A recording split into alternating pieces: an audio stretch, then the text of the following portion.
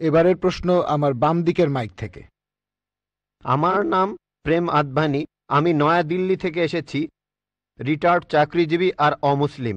আমার প্রশ্নটা হলো, ইসলামের অতীত ইতিহাস খুবই গৌরবের, বর্তমানেও ইসলাম ধর্মের মাথা উঁচু করে থাকার কথা ছিল।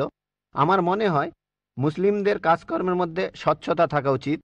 অন্য সব মানুষকেও তাদের জানতে দেওয়া উচিত যে তারা কি কি কাজ করেছে বিভিন্ন মাদ্রাসা আর মসজিদ ইত্যাদি জায়গায়, যাতে করে মানুষজন জানতে পারে যে এসব জায়গায় কি হচ্ছে।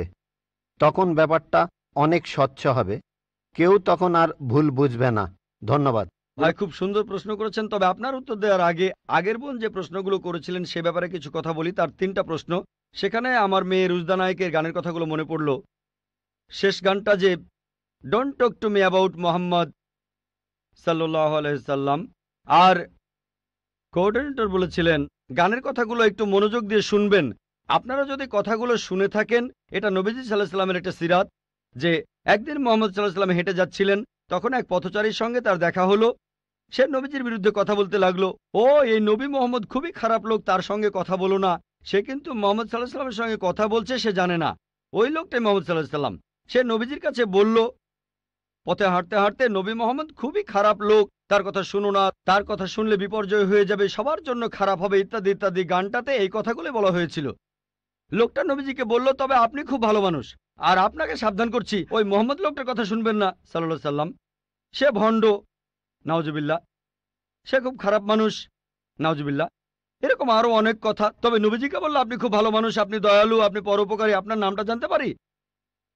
নাম শুনে বলল, কি? আপনি কি বললেন? আমি কি ঠিক শুনছি? আপনার নাম মোহাম্মদ সাল্লাল্লাহু আলাইহি সাল্লাম? তখন সে বলল, আশহাদু আল্লা ইলাহা ইল্লাল্লাহ ওয়া আশহাদু আন্না মুহাম্মাদুর রাসূলুল্লাহ।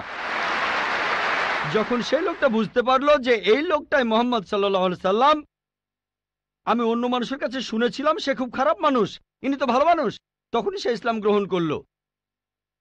তাই আমার প্রিয় বোন, উনি একটু আগে যখন প্রশ্নগুলো করেছিলেন তখন আমার মেয়ের গানের কথাগুলো মনে পড়েছিল। নবীজি সাল্লাল্লাহু আলাইহি সাল্লামের সেই সিরাতটা, যেখানে এক পথচারী নবীজির কাছে এই নবীজি সম্পর্কে বদনাম করছিল, তবে তখনই সত্যিটা জানার পর সেই লোক শাহাদা উচ্চারণ করেছিল। আশা করি ইনশাল্লাহ আমাদের বোনও শাহাদা দেবেন, আর আমি দোয়া করি আল্লাহ যেন তাকে হেদায়েত দান করেন। ভাই, আপনি খুব সুন্দর প্রশ্ন করেছেন। আর বললেন যে ইসলামের অতীত ইতিহাস খুবই গৌরবের। তারপর বলছেন স্বচ্ছতা থাকার প্রয়োজন আছে, বিশেষ করে মাদ্রাসাগুলোতে। কে আপত্তি করবে? আমি একমত ভাই, আমি সম্পূর্ণ একমত। কে বলছে যে স্বচ্ছতা থাকবে না? শুধু স্বচ্ছতাই নয়, আমি চাই অমুসলিম ছাত্রছাত্রীরা মাদ্রাসায় লেখাপড়া করুক। আমি এটাও জানি ভাই, আমি জানি আপনি এখানে মিডিয়ার কথাগুলো বলছেন, যে মিডিয়া বলছে যে মাদ্রাসাগুলো হলো সন্ত্রাসবাদের আখড়া। মিডিয়া বলছে, আপনি না, মিডিয়া।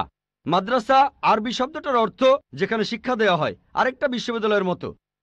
স্কুল বলতে পারেন, কলেজ বলতে পারেন, ইউনিভার্সিটিও বলতে পারেন। তবে মিডিয়া মাদ্রাসাগুলোকে এমনভাবে তুলে ধরে, যদি কোনো মাদ্রাসায় যান আপনি সন্ত্রাসী হয়ে যাবেন। মিডিয়া বলে আপনি না। একটা প্রশ্ন করি, এই পৃথিবীর ইতিহাসে যে লোকটা সবচেয়ে বেশি মানুষ হত্যা করেছে সে হিটলার। সে পড়েছিল কোন মাদ্রাসায়? কোন মাদ্রাসা? হিটলার কোন মাদ্রাসার ছাত্র? তারপর দেখবেন যে মাফিয়া পৃথিবী জুড়ে চোরাচালান আর মাদক ব্যবসা করে। যদি একটা জরিপ করেন এইসব স্মাগলারদের, সেই সব লোকদের যারা জেলে যায়, যদি জরিপ করেন তাদের কতজন মাদ্রাসায় পড়েছে? কতজন? খুব কম থাকতে পারে, খুব কম। বেশিরভাগই ভার্সিটিতে পড়েছে। কোন ভার্সিটি? আধুনিক ভার্সিটি, স্কুল, কলেজ। তাহলে কি বলবেন স্কুল বন্ধ করে দাও? এটা কি বলবো যে আজ থেকে স্কুল কলেজ বন্ধ, বিএ পড়া বন্ধ, বিকম বন্ধ, বিএসসি বন্ধ? না, কারণ আমি তো স্কুলে পড়াশোনা করেছি। স্কুলে শেখানো হয় না যে ডাকাতি করবেন, চোরাচালানি করবেন, দেশের বিরুদ্ধে যুদ্ধ করবেন।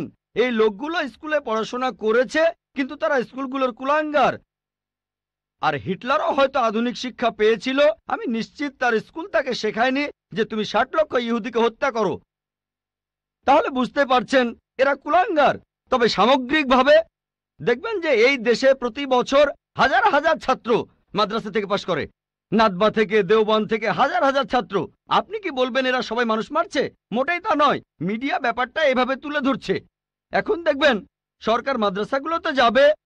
গত বছর বা তার আগের বছর সরকার নাদবা মাদ্রাসায় গিয়েছিল। তারা মাদ্রাসায় গিয়ে একটা সার্চ ওয়ারেন্ট বের করলো, চেক করবে। কি চেক করবে? আর আলী মিয়া নাদভি রহমতুল্লাহ বললেন, ঠিক আছে, আপনারা চেক করেন। তারা সেখানে কিছুই পায়নি। এখন হঠাৎ করে একদিন লাখে একবার, হাজার বারের মধ্যে একবার, কোটি বারের মধ্যে একবার হতে পারে সে মাদ্রাসা থেকে পাশ করার পরে কেউ বিপথে চলে গেছে। তার মানে এই না মাদ্রাসা সন্ত্রাস শেখায়।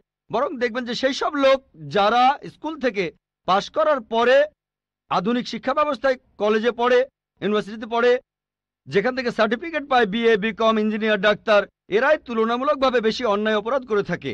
আপনি যদি স্বচ্ছতার কথা বলেন, আমিও একমত। কোনো মাদ্রাসায় এ কথা বলবে না যে আপনারা এখানে চেক করবেন না। আমাদের মাদ্রাসাগুলো উন্মুক্ত, আমাদের স্কুলে আমরা শেখাই মাশাআল্লাহ, বিভিন্ন ধর্মের উপর শিক্ষা দেই। আমার ছাত্ররা আমার স্কুলের, তারা সাধারণ হিন্দুদের চাইতে হিন্দু ধর্ম সম্পর্কে বেশি জানে, খ্রিস্টান ধর্ম সম্পর্কে বেশি জানে সাধারণ খ্রিস্টানদের চাইতে, ইসলাম ধর্ম সম্পর্কে বেশি জানে সাধারণ মুসলিমদের চাইতে। কারণ এখানে সব ধর্মের উপর গুরুত্ব দেওয়া হয়। তাহলে ভাই, আপনি যদি স্বচ্ছতার কথা বলেন, আমি একমত, আপনার সঙ্গে আছি। এ কথা আপনাকে কেউ বলবে না, আমাদের পরীক্ষা করতে পারবেন না। আসেন, তবে নিন্দা করবেন না, নেগেটিভ মেন্টালিটি নিয়ে আসবেন না, খোলা মনে আসেন। কে জানে, আল্লাহ হয়তো আপনাকে হেদায়েত করবেন, হয়তো সত্যিটা জানতে পারবেন। হ্যাঁ ভাই, আমি এখানে যেটা বলতে চাচ্ছি যে অমুসলিমরা তারা মাদ্রাসায় এসে নিজের চোখে দেখে যাবে।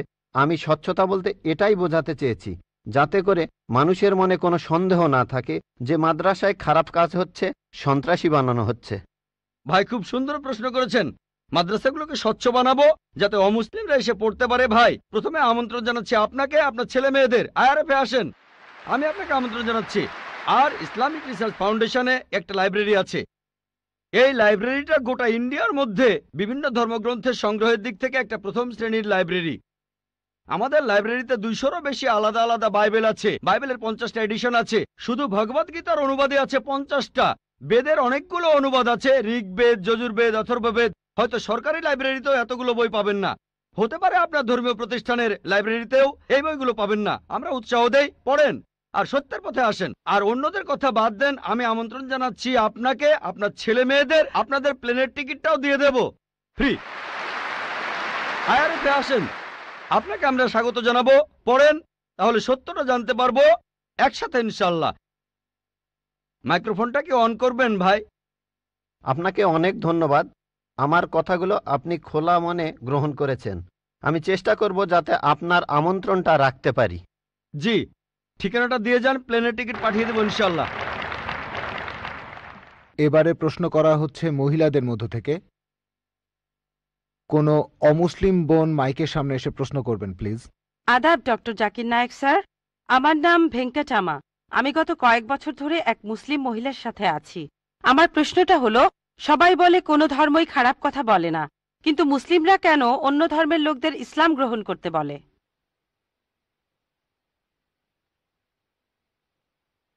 বোন, আপনি বললেন যে আপনি একটা মুসলিম পরিবারের সঙ্গে থাকেন অনেক বছর ধরে, তারপর বললেন যে সব ধর্মে ভালো সব কথা থাকে, কিন্তু মুসলিমরা আমাকে ইসলাম গ্রহণ করতে বলে কেন? পয়েন্ট নাম্বার 1, অন্য যেসব ধর্ম আছে সেগুলো যা বলে তার বেশিরভাগ কথাই ভালো, তবে ইসলাম ভালো কথা বলার পাশাপাশি আপনাকে দেখাবে কিভাবে সেটা অর্জন করতে হয়।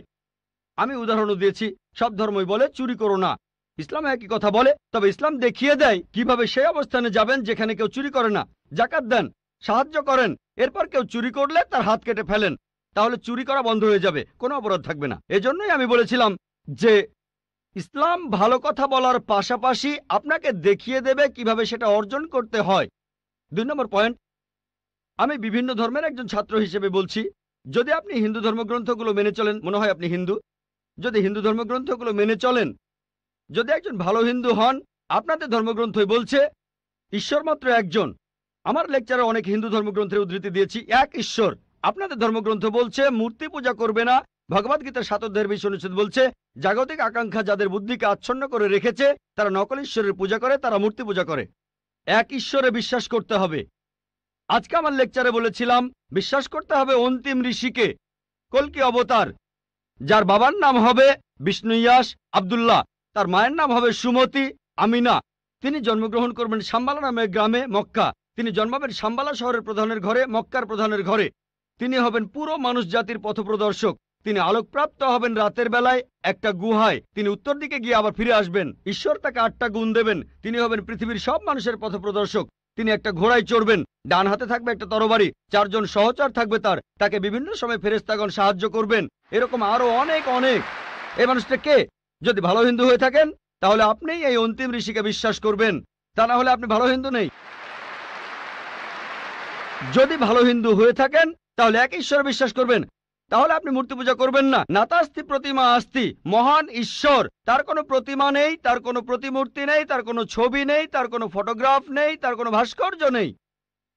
আর আমি বিতর্ক করেছি পণ্ডিতদের সাথে, হিন্দু পণ্ডিত, উনারা শঙ্করাচার্য অনেক, সেখানে আমি কথা বলেছি। কোন শঙ্করাচার্যই আমাকে বলেননি ভাই আপনি ভুল বলেছেন, কেউ না। একটা বিতর্ক করেছিলাম শ্রী শ্রী রবিশঙ্করের সাথে 21শে জানুয়ারিতে। তিনি ইন্ডিয়ায় হিন্দুদের মাঝে খুবই জনপ্রিয় গুরু, আর্ট অব লিভিং। আমি তাকে বলেছিলাম আর্ট অব লিভিং এর শ্রেষ্ঠ বই হলো এই পবিত্র কোরআন। আমি তাকে মুসলিমদের এই আর্ট অব লিভিং এ আমন্ত্রণ জানিয়েছিলাম। আমরা সংখ্যায় এখন 130 কোটি, 130 কোটি মুসলিম। আমি তাকে আমন্ত্রণ জানিয়েছিলাম যদি তিনি ধর্মগ্রন্থগুলো মানেন, তিনি বেদের উপরে একজন বিশেষজ্ঞ, তাকে এটা মানতেই হবে। একইভাবে বোন, আপনাকে বুঝতে হবে অন্য সব ধর্মগ্রন্থগুলো হয়তো আল্লাহর বাণী আপনি বলছেন, সময় বদলানোর সাথে সাথে সেগুলোও কিন্তু বদলে গেছে। স্বামী বিবেকানন্দ বলেছেন বেদের 99%ই হারিয়ে গেছে, বাকি যে 1% আছে সেটা আমাদের কঠোরভাবে মানতে হবে। কঠোরভাবে মানে অন্তিম ঋষিকেও মানতে হবে। তাহলে কঠোরভাবে মানলে আপনি মোহাম্মদ সাল্লাল্লাহু আলাইহি ওয়াসাল্লামকেও মানবেন, আপনি কোরআনকেও মানবেন। আর আমি আপনাকে এখানে আমন্ত্রণ জানাচ্ছি, এই শান্তির ধর্মে আমন্ত্রণ জানাচ্ছি, যাতে করে আপনি আল্লাহর কাছাকাছি আসতে পারেন।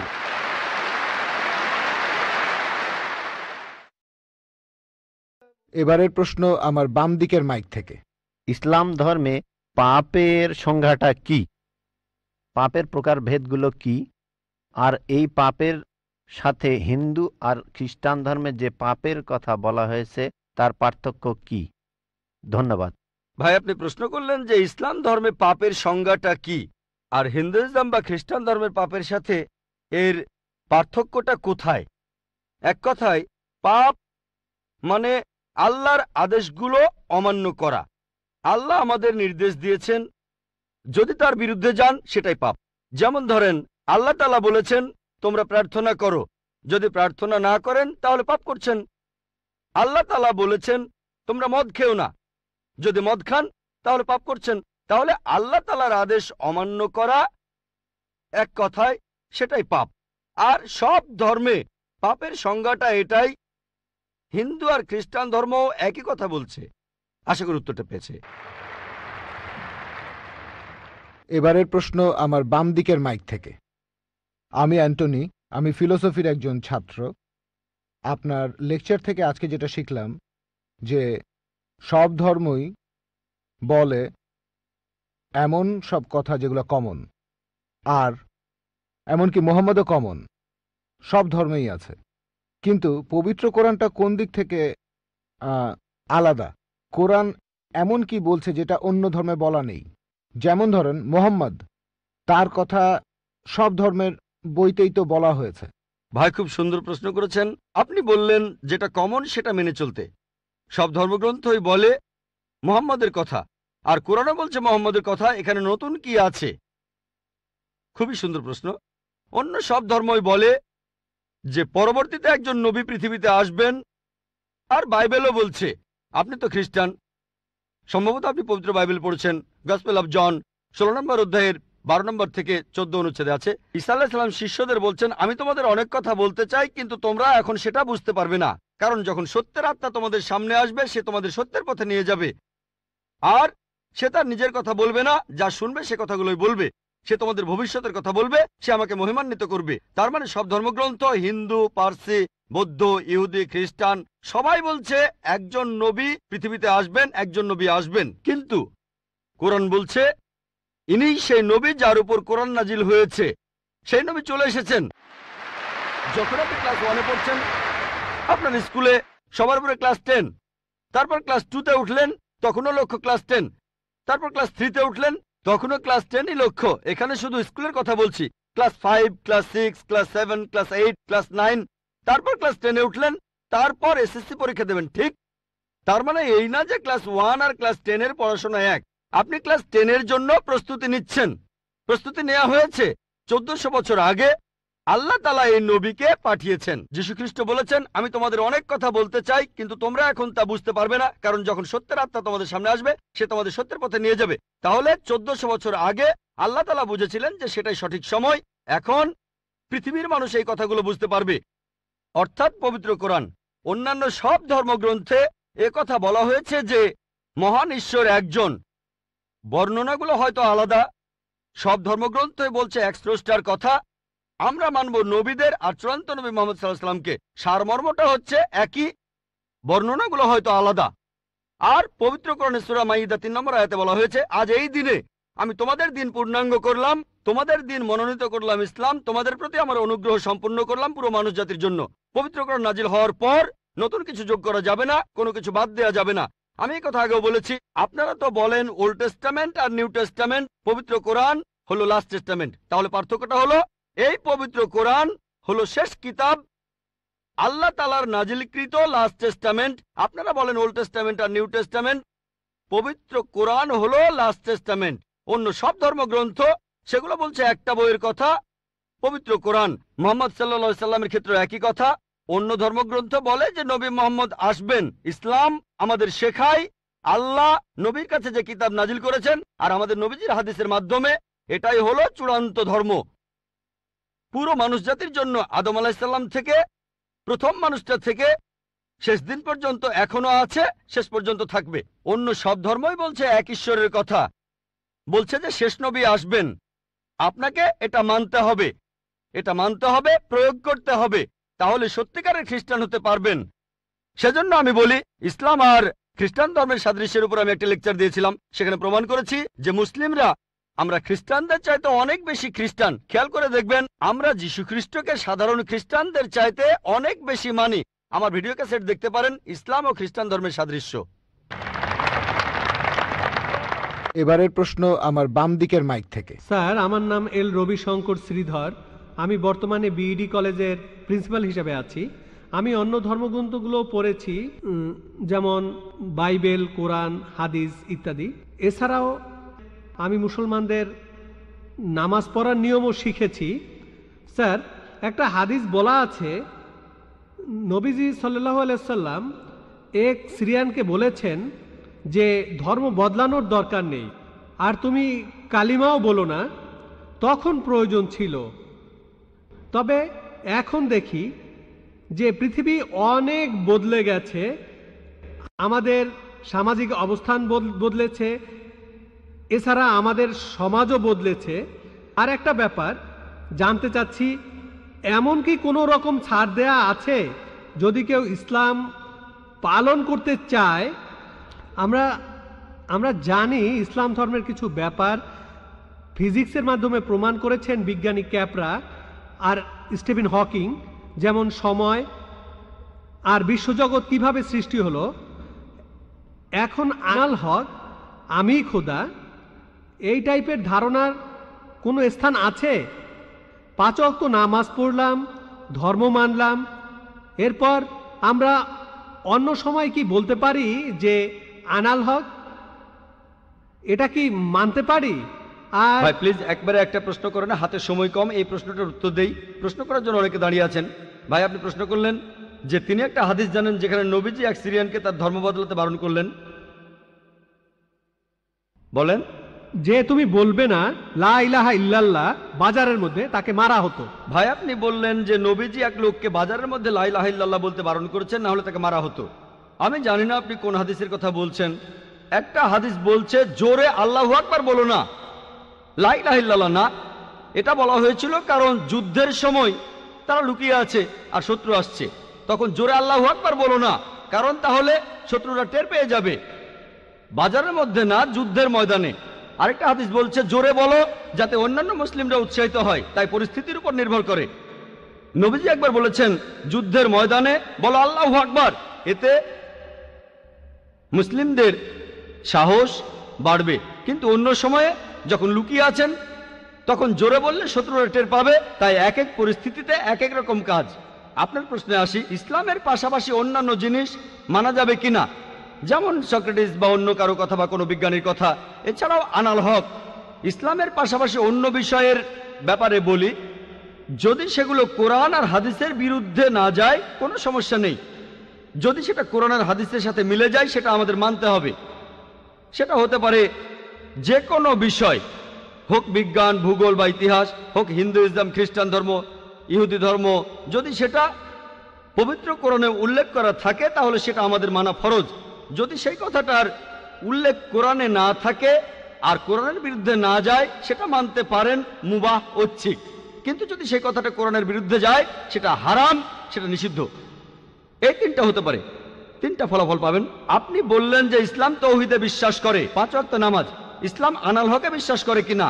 আনাল হক নিজেকে আল্লাহ দাবি করা, এটা শিরক, এটা তৌহিদের বিরুদ্ধে যায়। এটা বলতে পারেন না যে আপনি তৌহিদও মানেন আবার একাধিক ঈশ্বরও বিশ্বাস করেন। আপনি তৌহিদ মানেন আবার বলছেন আমি আল্লাহ, দুটো আসলে বিপরীত।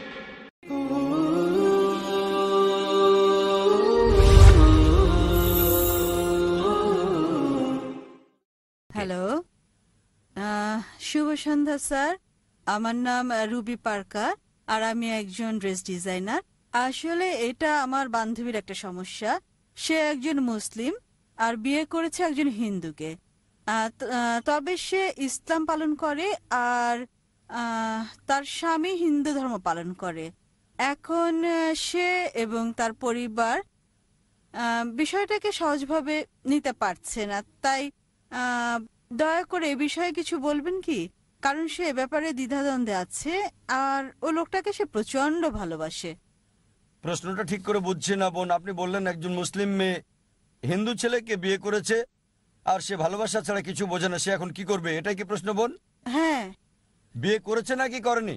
বিয়ে করেছে, কোর্ট ম্যারেজ। Court marriage. বোন বললেন যে একজন মুসলিম মেয়ে হিন্দু ছেলেকে বিয়ে করেছে, সে ভালোবাসায় পাগল, কোর্ট ম্যারেজ, তার কি করা উচিত? কোরআন যা বলছে তা হচ্ছে সূরা বাকারা অধ্যায় 2 আয়াত 221। বলা হয়েছে যে মুশরিক নারীকে বিয়ে করো না, মূর্তি পূজারী নারীকে বিয়ে করো না যতক্ষণ না সে ঈমান আনে। বিশ্বাসী নারী যদি কৃতদাসীও হয়, অবিশ্বাসী নারীর চেয়ে সে অনেক উত্তম, যদিও সে তোমাকে মুগ্ধ করে। আয়াতের পরের অংশ বলছে মুশরিক পুরুষকে বিয়ে করো না, কোনো মূর্তি পূজারীকে বিয়ে করো না, যদিও সে তোমাকে মুগ্ধ করে, যতক্ষণ না সে ঈমান আনে। একজন বিশ্বাসী পুরুষ যদি কৃতদাসও হয়, যদি কারো গোলাম হয়, মুশরিক পুরুষের চেয়ে সে অনেক উত্তম। অবিশ্বাসী পুরুষ তোমাকে যদিও মুগ্ধ করে, তাই ইসলামে একজন মুসলিম নারী অমুসলিম পুরুষকে বিয়ে করতে পারে না। যেমন আগেও আমি বলেছি, কারণ হলো যদি কোনো গাড়ি থাকে আর সেই গাড়ির একটা চাকা সাইকেলের, বাইসাইকেলের, আর আরেকটা চাকা হচ্ছে ট্রাকের, স্বাভাবিকভাবে গাড়িটা চলবে না। আর অধিকাংশ প্রত্যেক মানুষই চায় যে স্বামী এবং স্ত্রী উভয়ই জান্নাতে যাক। তাই যদি সে মুসলিম দাবি করে, তার জীবনের মূল উদ্দেশ্য হবে আল্লাহ সুবহানাহু ওয়া তাআলাকে খুশি করা। যেমন আমি বলেছি যে কোরআন বলছে সূরা নিসা অধ্যায় 4 আয়াত 48, সূরা নিসা অধ্যায় 4 আয়াত 116, আল্লাহ যে কোনো গুনাহ ক্ষমা করবেন, তবে শিরক করার গুনাহ, তার সাথে শরীক করার গুনাহ তিনি কখনোই ক্ষমা করবেন না। সুতরাং কিভাবে সে এমন জীবন সঙ্গী বেছে নিতে পারে যার উদ্দেশ্যই ভিন্ন? তার মানে হতে পারে আপনি স্বার্থপর, আপনি জান্নাতে যেতে চান, জীবন সঙ্গী জান্নাতে যাক সেটা চান না। তাই যদি সত্যিই সে স্বামীকে ভালোবাসে, আলটিমেটাম দিতে পারে, যদি এ অবস্থায় থাকো জান্নাতে যেতে পারবে না, তাই আলটিমেটাম দেন, যদি আমাকে চাও ইসলাম গ্রহণ করো তুমিও জান্নাতে যেতে পারবে, যদি ইসলাম গ্রহণ করো আমি তোমার সাথে আছি, অন্যথায় আমি তোমার সাথে নাই, যাতে করে এই দুনিয়ার সেরাটা পায় আর সেই পুরুষ উভয় জগতে সফল হতে পারে। হ্যাঁ ভাই, সামনের 1 নম্বর মাইক থেকে। আমার নাম প্রেম, পুরো নাম প্রেম মিশ্রা।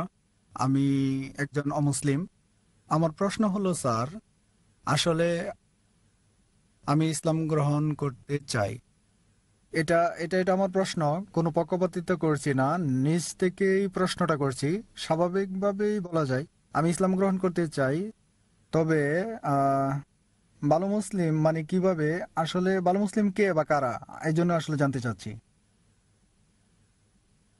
ভাই যদি শুনতে ভুল না করে আপনি ইসলাম গ্রহণ করতে চান আর জানতে চান আসল মুসলিম কি, হ্যাঁ, কিভাবে ভালো মুসলিম হওয়া যায়। কিভাবে ভালো মুসলিম হবেন, ভাই ভালো মুসলিম হতে হলে মুসলিম মানে যে নিজের ইচ্ছাকে আল্লাহর কাছে সমর্পণ করে। তাই যদি আপনার ইচ্ছাকে আল্লাহর কাছে সমর্পণ করেন আপনি মুসলিম। নিজের ইচ্ছাকে আল্লাহর কাছে সমর্পণের মানে আপনাকে মানতে হবে আল্লাহ এক, আল্লাহ ছাড়া আর কেউ ইবাদতের যোগ্য নাই। বিশ্বাস করতে হবে মুহাম্মদ সাল্লাল্লাহু আলাইহি ওয়াসাল্লাম সর্বশেষ এবং চূড়ান্ত নবী। আর যখন আপনি কোরআন পড়বেন, যা আমি আগের লেকচারে বলেছি, এটা সর্বশেষ এবং চূড়ান্ত নির্দেশিকা বই মানব জাতির জন্য। তাই যদি কোরআন পড়েন এবং আমল করেন, আল্লাহর নির্দেশ মেনে চলেন, যদি বিরত থাকেন যেগুলো আল্লাহ নিষেধ করেছেন সেগুলো থেকে, তাহলে আপনি একজন সত্যিকারের মুমিন হতে পারবেন। আর আরেকটা বিষয়, হুম। স্যার আমার সম্পূর্ণ পরিচয়টা কি বদলাতে হবে, যেটা আমার অমুসলিম অবস্থায় ছিল? আপনার নাম এটা বাধ্যতামূলক কিনা তিনি জিজ্ঞেস করছেন। নাম পরিবর্তন করা বাধ্যতামূলক কিনা মুসলিম হওয়ার পর? না, এটা বাধ্যতামূলক না, তবে চাইলে করতে পারেন। তাই নাম পরিবর্তনটা বাধ্যতামূলক না, যদি সেটা শিরকের সাথে যুক্ত না থাকে, যদি আপনার নামে কোনো শিরক না থাকে, কোনো মূর্তি পূজা ইত্যাদি। তবে যেটা হতে পারে আপনার আগের নামও থাকতে পারে অথবা নতুন নাম নিতে পারেন। তবে মুসলিম হিসেবে যদি গর্ব করেন, আমি বলবো মুসলিম নাম রাখতে, যাতে লোকজন আপনাকে চিনতে পারে। যেমন কেউ ডাক্তার হলে তখন ক্রস চিহ্ন রাখে, মানুষকে জানাতে যে সে একজন ডাক্তার। একইভাবে বাধ্যতামূলক না যে নাম বদলাতেই হবে, তবে যদি বদলান সেটা উত্তম, মানুষ জানবে যে আপনি মুসলিম। আমার প্রশ্ন হচ্ছে, আপনি কি এখনই ইসলাম গ্রহণ করবেন? জি স্যার। আপনি কি বিশ্বাস করেন আল্লাহ এক? হ্যাঁ। আপনি কি বিশ্বাস করেন মূর্তি পূজা নিষিদ্ধ? হ্যাঁ স্যার। আচ্ছা, আপনি কি বিশ্বাস করেন নবী মোহাম্মদ হলেন সর্বশেষ এবং চূড়ান্ত নবী? হ্যাঁ স্যার। কেউ কি আপনাকে ইসলাম গ্রহণ করতে বাধ্য না করেছে? স্যার, অবশ্যই না। কোন অর্থনৈতিক চাপ? না স্যার। কোন শারীরিক চাপ? না স্যার। কারণ কাউকে জোর করে ইসলাম ধর্ম গ্রহণ করানো, ইসলাম ধর্মে এটা নিষিদ্ধ। কাউকে জোর করে ইসলাম গ্রহণ করানো ইসলাম ধর্মে এটা নিষিদ্ধ হওয়ার পাশাপাশি আমাদের দেশেও এটা নিষিদ্ধ। ইন্ডিয়াতে যে কোনো ধর্ম গ্রহণ করার জন্য বাধ্য করা নিষিদ্ধ, স্বেচ্ছায় হতে পারবে। যদি ইসলাম গ্রহণ করতে চান কেউ আপনাকে বাধা দিতে পারবে না, এমনকি রাষ্ট্রও পারবে না সেটা। তাই যদি ইসলাম গ্রহণ করতে চান আমি বলবো আমার সাথে বলেন, ঠিক আছে? ঠিক আছে স্যার। আশহাদু আশরাবু আল্লাহ আল্লাহ ইলাহা ইলাহা ইল্লাল্লাহ ইল্লাল্লাহ ওয়া আশহাদু আশরাবু আন্না আন্না মুহাম্মাদান মুহাম্মাদ আবদুহু আবু ওয়া রাসূলুহু। ওয়া রাসূলুহু। আমি সাক্ষ্য দিচ্ছি, আবার বলবেন স্যার? আমি সাক্ষ্য দিচ্ছি আমি সাক্ষ্য দিচ্ছি যে যে কোনো কোনো ঈশ্বর নেই ঈশ্বর নেই আল্লাহ ছাড়া, আল্লাহ ছাড়া, এবং এবং নবী মুহাম্মদ নবী মোহাম্মদ সাল্লাল্লাহু আলাইহি সাল্লাম সাল্লাল্লাহু আলাইহি সাল্লাম হলেন হলেন বান্দা বান্দা এবং রাসূল এবং রাসূল আল্লাহর। আল্লাহ। মাশাআল্লাহ, ভাই এখন মুসলিম। ধন্যবাদ। আমি আপনাকে মঞ্চে আহ্বান করছি কোরআনের একটা কপি নিয়ে যাওয়ার জন্য। যাতে ভালো আমলকারী মুসলিম হতে পারেন সেজন্য কোরআনের একটা কপি উপহার দিতে চাচ্ছি। ভলান্টিয়ার ভাইদের অনুরোধ করব কোরআনের একটা কপি এখানে দিয়ে যেতে। ভাই আপনি মঞ্চে আসেন প্লিজ। আমি আপনাকে কোরআনের একটা অনুবাদ কপি দিতে চাই, যাতে আপনি একজন ভালো আমলকারী মুসলিম হতে পারেন।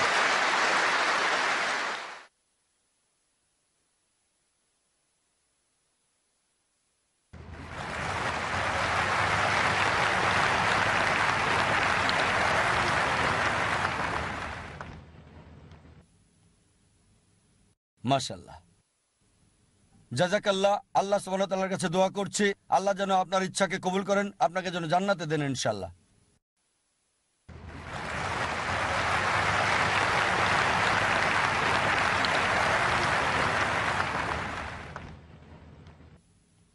এইমাত্র ডাক্তার জাকির নায়েক এখানে এক বক্তৃতা রেখেছেন। এখানে যত লোক তার এই বক্তৃতা শোনার জন্য এসেছেন তাদের সবার জন্য আমি আল্লাহর কাছে প্রার্থনা করি যেন তাদের সকলের পরিবার পরিজন যেন সুখী থাকে। ঈশ্বর এখানে আছেন কেবলমাত্র ভালো কিছু করার জন্য, আর জাকির হোসেনও এখানে কেবলমাত্র ভালো কিছু করার জন্যই আছেন। আচ্ছা, আমি এখন আমার নাম নারায়ণ ভেঙ্কটাস আয়ার, দাঁড়াইতে থাকি। আমি একজন হিন্দু, কিন্তু আমি কোরআনকে মানি, বাইবেলকে মানি, গীতাকে মানি। আমি সবাইকে সমান মনে করি, কিন্তু আমি ডাক্তার সাহেবকে এটা জিজ্ঞেস করতে চাচ্ছি যে শেখ, সৈয়দ, মোল্লা, পাঠান নাম কেন রেখেছে? ব্রাহ্মণ, ক্ষত্রিয়, চণ্ডাল, শূদ্র নাম কেন রেখেছে? এটার উত্তর এখনই চাচ্ছি। ভাই প্রশ্ন করার আগে বললেন যে এখানে শত শত হাজার হাজার লাখ লাখ মানুষ এসেছেন আর কামনা করলেন সবার জন্য শান্তি। তারপর বললেন যে ডাক্তার জাকির নায়েক এখানে এসেছেন ভালো কথা বলতে, আর প্রশ্ন করলেন যে আপনি হিন্দু, তবে কোরআন পড়েছেন, বিশ্বাস করেছেন, বাইবেলও বিশ্বাস করেন, বেদও বিশ্বাস করেন, আর প্রশ্ন করলেন যে কেন এই সব পাঠান, শেখ, মোল্লা, ব্রাহ্মণ, ক্ষত্রিয় ইত্যাদি। এখন আপনার প্রশ্নের ব্যাপারে বলি, কেন এই সব পাঠান, শেখ, মোল্লা এগুলো পারিবারিক নাম। শুধুমাত্র একজন লোক শেখ অথবা মোল্লা বা পাঠান এগুলো একজন থেকে শ্রেষ্ঠ করেন আরেকজনের উপরে। কোরআন বলছে সূরা হুজুরাত অধ্যায় 49 আয়াত 13, يا أيها الناس إنا خلقناكم من ذكر وأنثى وجعلناكم شعوبا وقبائل لتعارفوا إن أكرمكم عند الله أتقاكم إن الله عليم خبير। হে মানব জাতি, আমি তোমাদের সৃষ্টি করেছি এক জোড়া পুরুষ এবং নারী থেকে, আর জাতি এবং গোত্রে বিভক্ত করেছি যাতে করে একে অপরকে চিনতে পারো, একে অপরকে ঘৃণা করবে না। সেই বেশি সম্মানিত আল্লাহ সুবহানাহু ওয়া তাআলার কাছে যার রয়েছে তাকওয়া। বিচারের মাপকাঠি আল্লাহ সুবহানাহু ওয়া তাআলার কাছে। এটা লিঙ্গ না, জাতি না, বর্ণ না, বয়স না, সম্পদ না, সেটা তাকওয়া, খোদাভীরুতা আর সৎকর্ম। কেবল একজন মোল্লা বা খান পরিবার বা শেখ পরিবারে জন্মগ্রহণ করলেই সে জান্নাতে যাবে না। তাকে জান্নাতে নিয়ে যাবে তাকওয়া, সৎকর্ম, ন্যায়পরায়ণতা। এটাই ইসলামিক দৃষ্টিভঙ্গি। আর হিন্দু দর্শনে বেদ বলছে সর্বশক্তিমান ঈশ্বর মাথা থেকে সৃষ্টি করেছেন ব্রাহ্মণ, বুক থেকে ক্ষত্রিয়। ব্রাহ্মণরা উঁচু জাতের, ক্ষত্রিয়রা যোদ্ধা জাতি। ঈশ্বর পেট থেকে সৃষ্টি করেছেন বৈশ্যদের, মানে ব্যবসায়ী জাতি, আর পা থেকে শূদ্রদের, সেটা চাকর শ্রেণী মানে দাস। এটাই বেদের ধারণা। ইসলামে জন্মের ভিত্তিতে কেউ উত্তম বা অধম না। ইসলামে কোনো বর্ণ প্রথা নেই, এটা আছে হিন্দু ধর্মে। আর এ ব্যাপারে বিস্তারিত জানতে আমার ভিডিও ক্যাসেট দেখতে পারেন, ইসলাম এবং হিন্দু ধর্মের সাদৃশ্য। এবার আসি আপনার প্রশ্নের প্রথম অংশে। আপনি বলেছেন কোরআনে বিশ্বাস করেন, বাইবেলে বিশ্বাস করেন, বেদে বিশ্বাস করেন। আমি লোকজনকে বলি অন্তত একটা বইকে মানেন 100% ঈশ্বরের বাণী বলে, 2, 3 বা 4টা না, অন্তত একটা বই। তাহলে খ্রিস্টানরা বলবে আমরা বিশ্বাস করি বাইবেল 100% ঈশ্বরের বাণী, হিন্দুরা বলবে আমরা বিশ্বাস করি বেদ 100% ঈশ্বরের বাণী, মুসলিমরা বলবে আমরা বিশ্বাস করি কোরআন 100% ঈশ্বরের বাণী। আপনি মাশাআল্লাহ 3টাতে বিশ্বাস করেন। আপনি কি জানেন অনেক সাংঘর্ষিক বিষয় আছে কোরআন, বাইবেল আর বেদে? সেগুলোকে বাদ দেন। আমি আপনাকে বলছি কমপক্ষে যেগুলো কমন সেগুলো মানেন। কমপক্ষে যেগুলো কমন বেদে, বাইবেলে, কোরআনে যেগুলো বিশ্বাস করেন সেগুলোই আপনি মানেন। এই সব গ্রন্থে বলছে যে ঈশ্বর কেবলমাত্র একজন। ঈশ্বরের কোনো প্রতিমূর্তি নেই, তার কোনো মূর্তি নেই, তার কোনো ছবি নেই। বলা হয়েছে বাইবেলে বুক অব ডিউটেরোনমি অধ্যায় 6 অনুচ্ছেদ 4, মুসা আলাইহিস সালাম বলেছেন, شما إسرائيلو أدنى هنزل نيخد শোনো হে ইসরায়েলবাসী, ঈশ্বর, আমাদের ঈশ্বর কেবল একজন। যদি হিন্দু গ্রন্থ পড়েন, এটা উল্লেখ আছে ছান্দোগ্য উপনিষদ অধ্যায় 6 অনুচ্ছেদ 2 পরিচ্ছেদ 1, إكم إفيديتيم ঈশ্বর কেবল একজন, দ্বিতীয় কেউ নেই। এটা আছে শ্বেতাসূত্র উপনিষদ অধ্যায় 4 অনুচ্ছেদ 19, যজুর্বেদ অধ্যায় 32 অনুচ্ছেদ 3। نا تسر प्रतिमा अस्ति সর্বশক্তিমান ঈশ্বরের কোনো প্রতিমা নেই। প্রতিমা সংস্কৃত শব্দ মানে প্রতিমূর্তি, ফটোগ্রাফ, পেন্টিং, ছবি, প্রতিচ্ছবি, ভাস্কর্য, মূর্তি। সর্বশক্তিমান ঈশ্বরের কোনো ফটোগ্রাফ নেই, সর্বশক্তিমান ঈশ্বরের কোনো ছবি নেই, সর্বশক্তিমান ঈশ্বরের কোনো প্রতিচ্ছবি নেই, কোনো পেন্টিং নেই, কোনো ভাস্কর্য নেই, কোনো মূর্তি নেই, কোনো ভাস্কর্য নেই, কোনো রূপরেখা নেই, কোনো স্ট্যাচু নেই। কোরআন একই কথা বলছে, সূরা ইখলাস অধ্যায় 112 আয়াত 1 থেকে 4। قل هو الله احد الله الصمد لم يلد ولم يولد ولم يكن له كفوا احد। বলো তিনি আল্লাহ এক এবং অদ্বিতীয়, স্বয়ং সম্পূর্ণ, চিরস্থায়ী, কাউকে জন্ম দেননি, কখনো জন্ম নেননি, আর কোনো কিছু তার মতো না। আপনাকে জিজ্ঞেস করছি, আপনি কি এক ঈশ্বরে বিশ্বাস করেন? আপনি কি বিশ্বাস করেন এক আল্লাহতে? আমি এখনো ভগবান একজন বলে মনে করি। আপনি কি মূর্তি পূজায় বিশ্বাস করেন? ব্রহ্ম সত্যম জগন মিথ্যা জীবো ব্রহ্মৈব না পরঃ। আপনি মূর্তি পূজা মানেন কি না? না, এটা কি মূর্তি পূজা? আমি মূর্তি টুর্তি মানি না। মাশাআল্লাহ, মাশাআল্লাহ। আমি রূপরেখা মানি না। ভাই এক ঈশ্বরে বিশ্বাস করেন, মূর্তি আমি পূজায় বিশ্বাস করেন না? আমি আল্লাহ বললে বললে পাপ মুছে যায়, লা বললে পাপ আসার সুযোগ পায় না, তার নামই হলো আল্লাহ। এটা আপনার দেওয়া সংজ্ঞা, পুরো সংজ্ঞা এটা না। রা বললে পাপ মুছে যায়, মা বললে পাপ আসার সুযোগ পায় না, তার নামই হলো রাম। রাম কোনো মানুষের নাম নয়, মানুষের আকার আকৃতি নয়, আকার আকৃতিওয়ালা কোনো কিছু ঈশ্বর নয়। ঈশ্বর শুধুমাত্র বিশ্বাস, আস্থা, এক সত্য। একটা উদাহরণ, দৃশ্যমান কোন ঈশ্বর কেবলমাত্র শান্তির কথা বলে। আপনি এক ধরনের ঈশ্বর, ডাক্তার জাকির হোসেন এক ধরনের ঈশ্বর, যার আহ্বানে এত লোক এসেছে। আপনি যা বললেন আপনার বেদে লেখা আছে, ঋগ্বেদ বুক নাম্বার 1 হিম নাম্বার 164 অনুচ্ছেদ 46, एकम सत विप्र बहुधा वेदांते। ঈশ্বর এক, সত্য এক, তবে জ্ঞানীরা তাকে ডাকেন বিভিন্ন নামে। আপনি বললেন ডাক্তার জাকির নায়েক ঈশ্বর। ডাক্তার জাকির নায়েক ঈশ্বর না, ঈশ্বর হতেও পারবেন না। আমি ঈশ্বরের সৃষ্টি, আমি আল্লাহর বান্দা, আমি আব্দুল্লাহ, আমি আল্লাহ না। আপনি আমাকে আল্লাহ বললেন আর আমিও আল্লাহ হয়ে গেলাম। আপনার সাথে আমাকেও জাহান্নামের দিকে টানছেন। না, আমি আল্লাহ না, আমি আল্লাহর গোলাম, আমি আল্লাহর বান্দা। ওই তরিকায় কোনো মানুষই আল্লাহ হতে পারে না, ভগবান হতে পারে না, ঈশ্বর হতে পারে না। এই তরিকায় রাম একজন ভালো মানুষ ছিল। আবার আপনি বলছেন সে অবতারও ছিল। অবতার মানে মানে খোদা কর্তৃক প্রেরিত, কিন্তু খোদা না, খোদা প্রেরিত। আপনি আবার বলছেন, যদি বলেন যে রাম হচ্ছে অবতার, এবং মানে সর্বশক্তিমান ঈশ্বর প্রেরিত, এটা বললে আমার কোনো আপত্তি নেই। যদি বলেন রাম আল্লাহর নবী, হতেও পারে আবার নাও হতে পারে, কারণ আমাদের নবীজি মুহাম্মদ সাল্লাল্লাহু আলাইহি ওয়াসাল্লাম বলেছেন 1,24,000 নবী এই পৃথিবীতে এসেছেন। কোরআনে শুধু 25 জনের নাম উল্লেখ করা আছে। রাম হতে পারে ঈশ্বরের নবী, হতে পারে আবার নাও হতে পারে, নিশ্চিত বলতে পারি না। তবে রাম যদি নবী হয়েও থাকে, কৃষ্ণ যদি নবী হয়েও থাকে, তাকে পাঠানো হয়েছিল শুধু সেই সময়ের সেই লোকদের জন্য। এখন সমগ্র মানব জাতি, হোক সে ইন্ডিয়ার, হোক সে আমেরিকার, হোক কানাডা, হোক ইউকে, হোক সৌদি আরবে, তাদের মানতে হবে সর্বশেষ এবং চূড়ান্ত নবী মুহাম্মদ সাল্লাল্লাহু আলাইহি সাল্লামকে।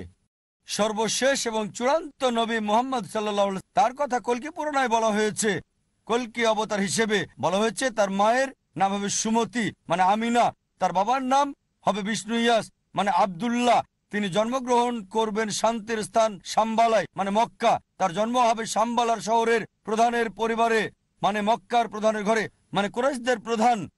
তার 4 জন সঙ্গী থাকবে, খুলাফায়ে রাশেদিনদের কথা বলা হচ্ছে। আরো বলা যায়, যদি সত্যি আপনার গ্রন্থে বিশ্বাস করেন, আপনাকে বিশ্বাস করতে হবে সর্বশেষ এবং চূড়ান্ত নবী মুহাম্মদ সাল্লাল্লাহু আলাইহি সাল্লাম সম্পর্কে। আপনি কি নবী মুহাম্মদকে বিশ্বাস করেন? আপনি কি নবীজি মুহাম্মদকে মানেন? আমি মানি। কোন নবীকে মানেন? আমি পয়গম্বরকে মানি। মুহাম্মদ সাল্লাল্লাহু আলাইহি সাল্লামকে কি মানেন? পয়গম্বর মানি। পয়গম্বর এক ধরনের একজন ঈশ্বর, কেননা এক ধরনের ঈশ্বর না, বলতে হবে ঈশ্বরের বার্তাবাহক। হ্যাঁ হ্যাঁ, ঈশ্বর বললে তো সবই গেল, ঈশ্বর বললে সবই যাবে, ঈশ্বরের নবী বলতে হবে। আমি 2,63,00,000 বার রাম রাম রাম লিখেছি, কিন্তু এখনো পর্যন্ত রাম আমার কাছে আসেনি। কেন? ঠিক,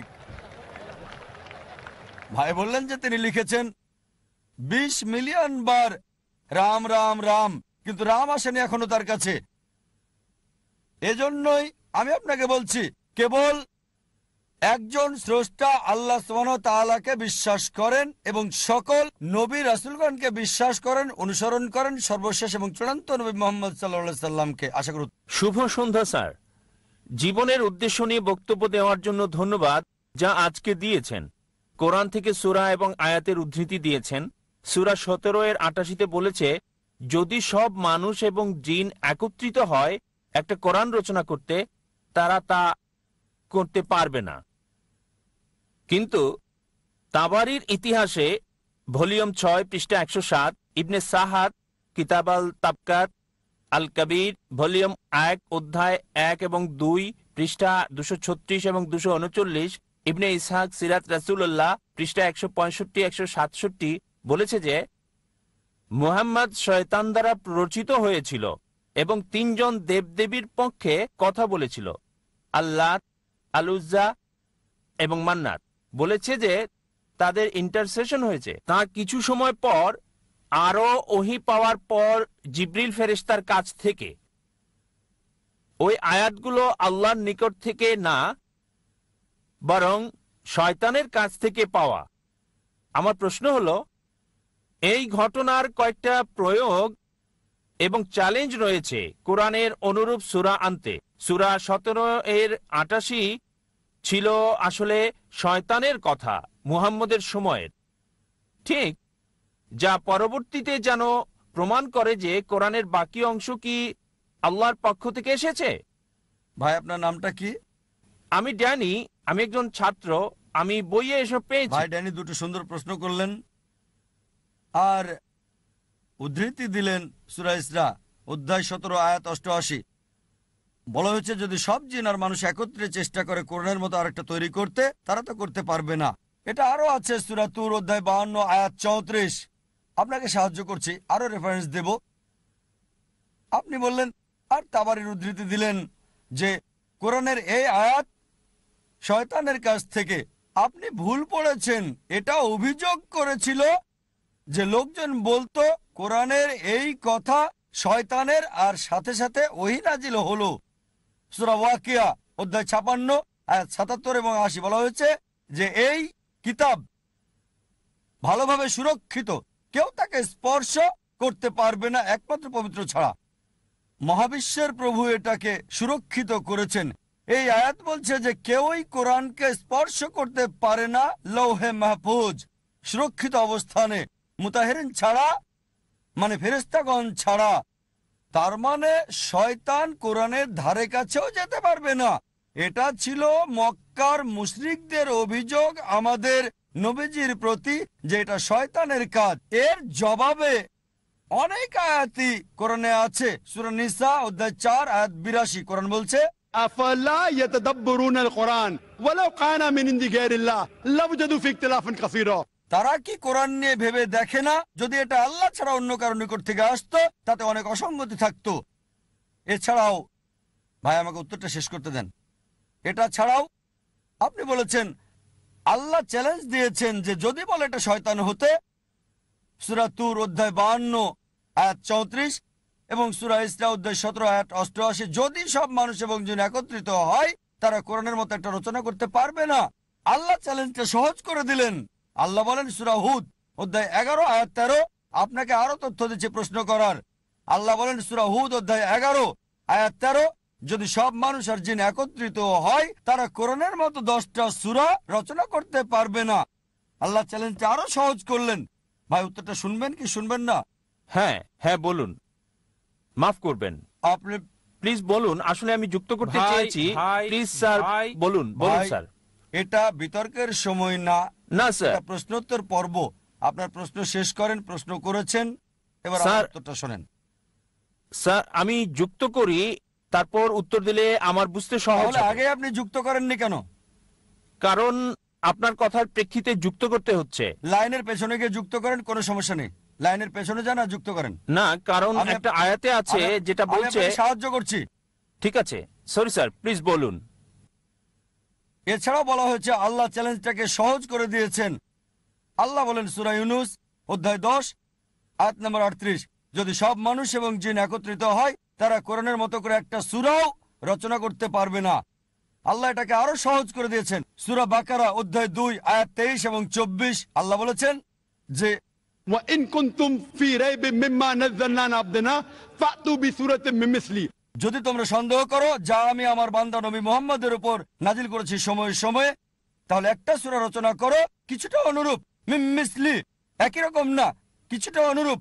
من مثلي وادعوا شهداءكم من دون الله إن كنتم صادقين। আর সাহায্যের জন্য ডাকো এবং সাক্ষী রাখো আল্লাহ ছাড়া যে কাউকে, যদি তোমরা সত্যবাদী হও। فإن لم تفعلوا আর যদি তা না পারো, ولن تفعلوا নিশ্চিত যে তোমরা তা পারবে না, فاتقوا النار التي وقودها الناس والحجارة أعدت للكافرين। তাহলে ভয় করো সে আগুনকে যার জ্বালানি হবে মানুষ এবং পাথর, যা সত্য প্রত্যাখ্যানকারীদের জন্য প্রস্তুত করা হয়েছে। এটা চ্যালেঞ্জ, একটা সব সময়ের জন্য চ্যালেঞ্জ। অনেকে চেষ্টা করেছে কোরআনের মতো সূরা রচনা করতে, আর তারা চরমভাবে ব্যর্থ হয়েছে। কোরআনের ভাষা ছিল আল্লাহর পক্ষ হতে আর পবিত্র, লোকে চেষ্টা করে পারেনি। কোরআন নাজিলের সময় আরবি ছিল সেরা ভাষা, সর্বোচ্চ অবস্থানে ছিল। আরবরা তাদের ভাষা নিয়ে গর্ব করত। আল্লাহ বলেন তোমাদের ভাষা দিয়েই এই কোরআন নাজিল করেছি, চেষ্টা করে একটা সূরা রচনা করো। কিছুটা এমন, পুরোপুরি না। কিছু সূরা আছে একটা সূরার 3টা আয়াত, বড় জোর 10টা শব্দ। অনেকে চেষ্টা করেছে, চরমভাবে ব্যর্থ হয়েছে। যদি মনে করেন এটা আল্লাহ ছাড়া অন্য কারো কাছ থেকে চেষ্টা করেন একটা সূরা রচনা করতে, এটা চ্যালেঞ্জ। কখনোই কেউ পারে নাই, আপনিও পারবেন না। আশা করি উত্তরটা পেয়েছেন। Thank you. আমার নাম ভাগ্যলক্ষ্মী। আমি একজন হিন্দু, আর এখন আমি ইসলাম ধর্ম গ্রহণ করতে চাই।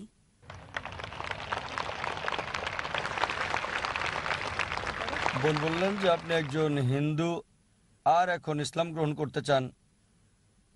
আপনি কি নিজের ইচ্ছায় এটা করছেন? নিজের ইচ্ছায় কি আপনি ইসলাম গ্রহণ করছেন বোন? হ্যাঁ।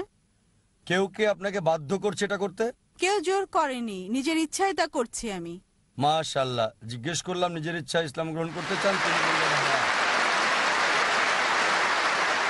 আপনি কি মানেন যে আল্লাহ এক? জি স্যার। আর আপনি কি এটা মানেন যে মুহাম্মদ সাল্লাল্লাহু আলাইহি ওয়াসাল্লাম হলেন আল্লাহর শেষ নবী? হ্যাঁ মানেন? মানি। আচ্ছা, আমি আপনাকে কালেমা পড়াবো।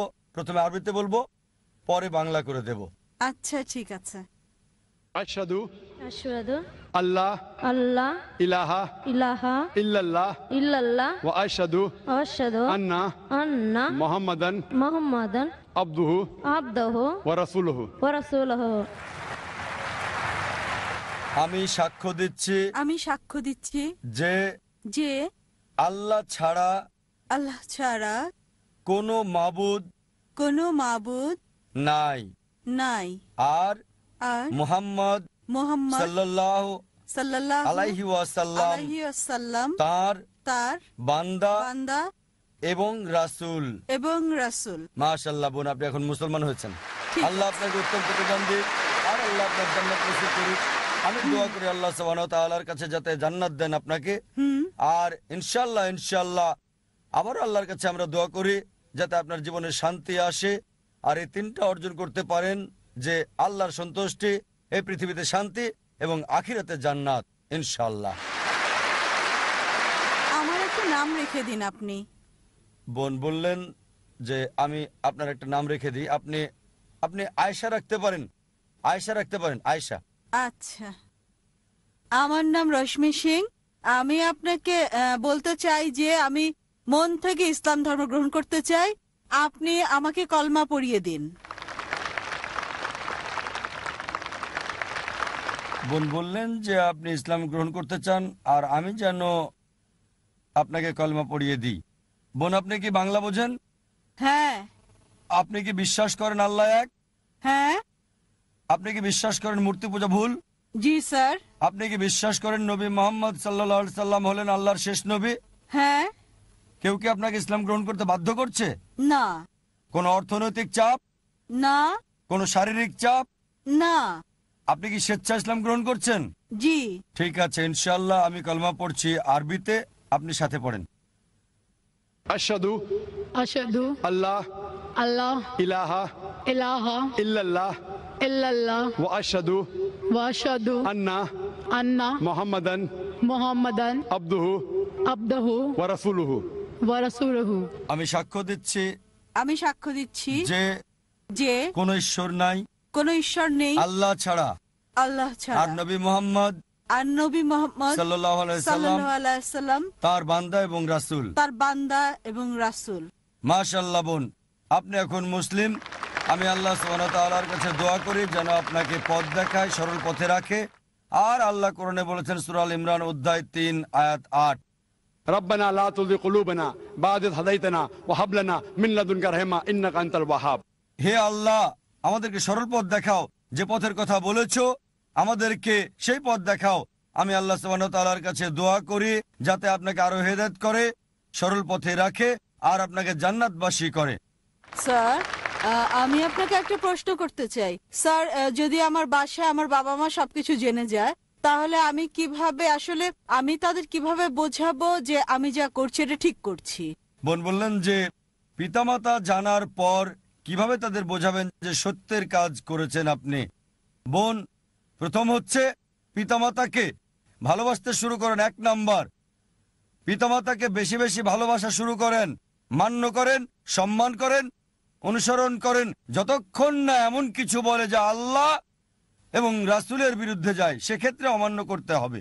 আপনি পার্থক্য তৈরি করেন, আগে কেমন ছিলেন আর এখন কেমন আছেন।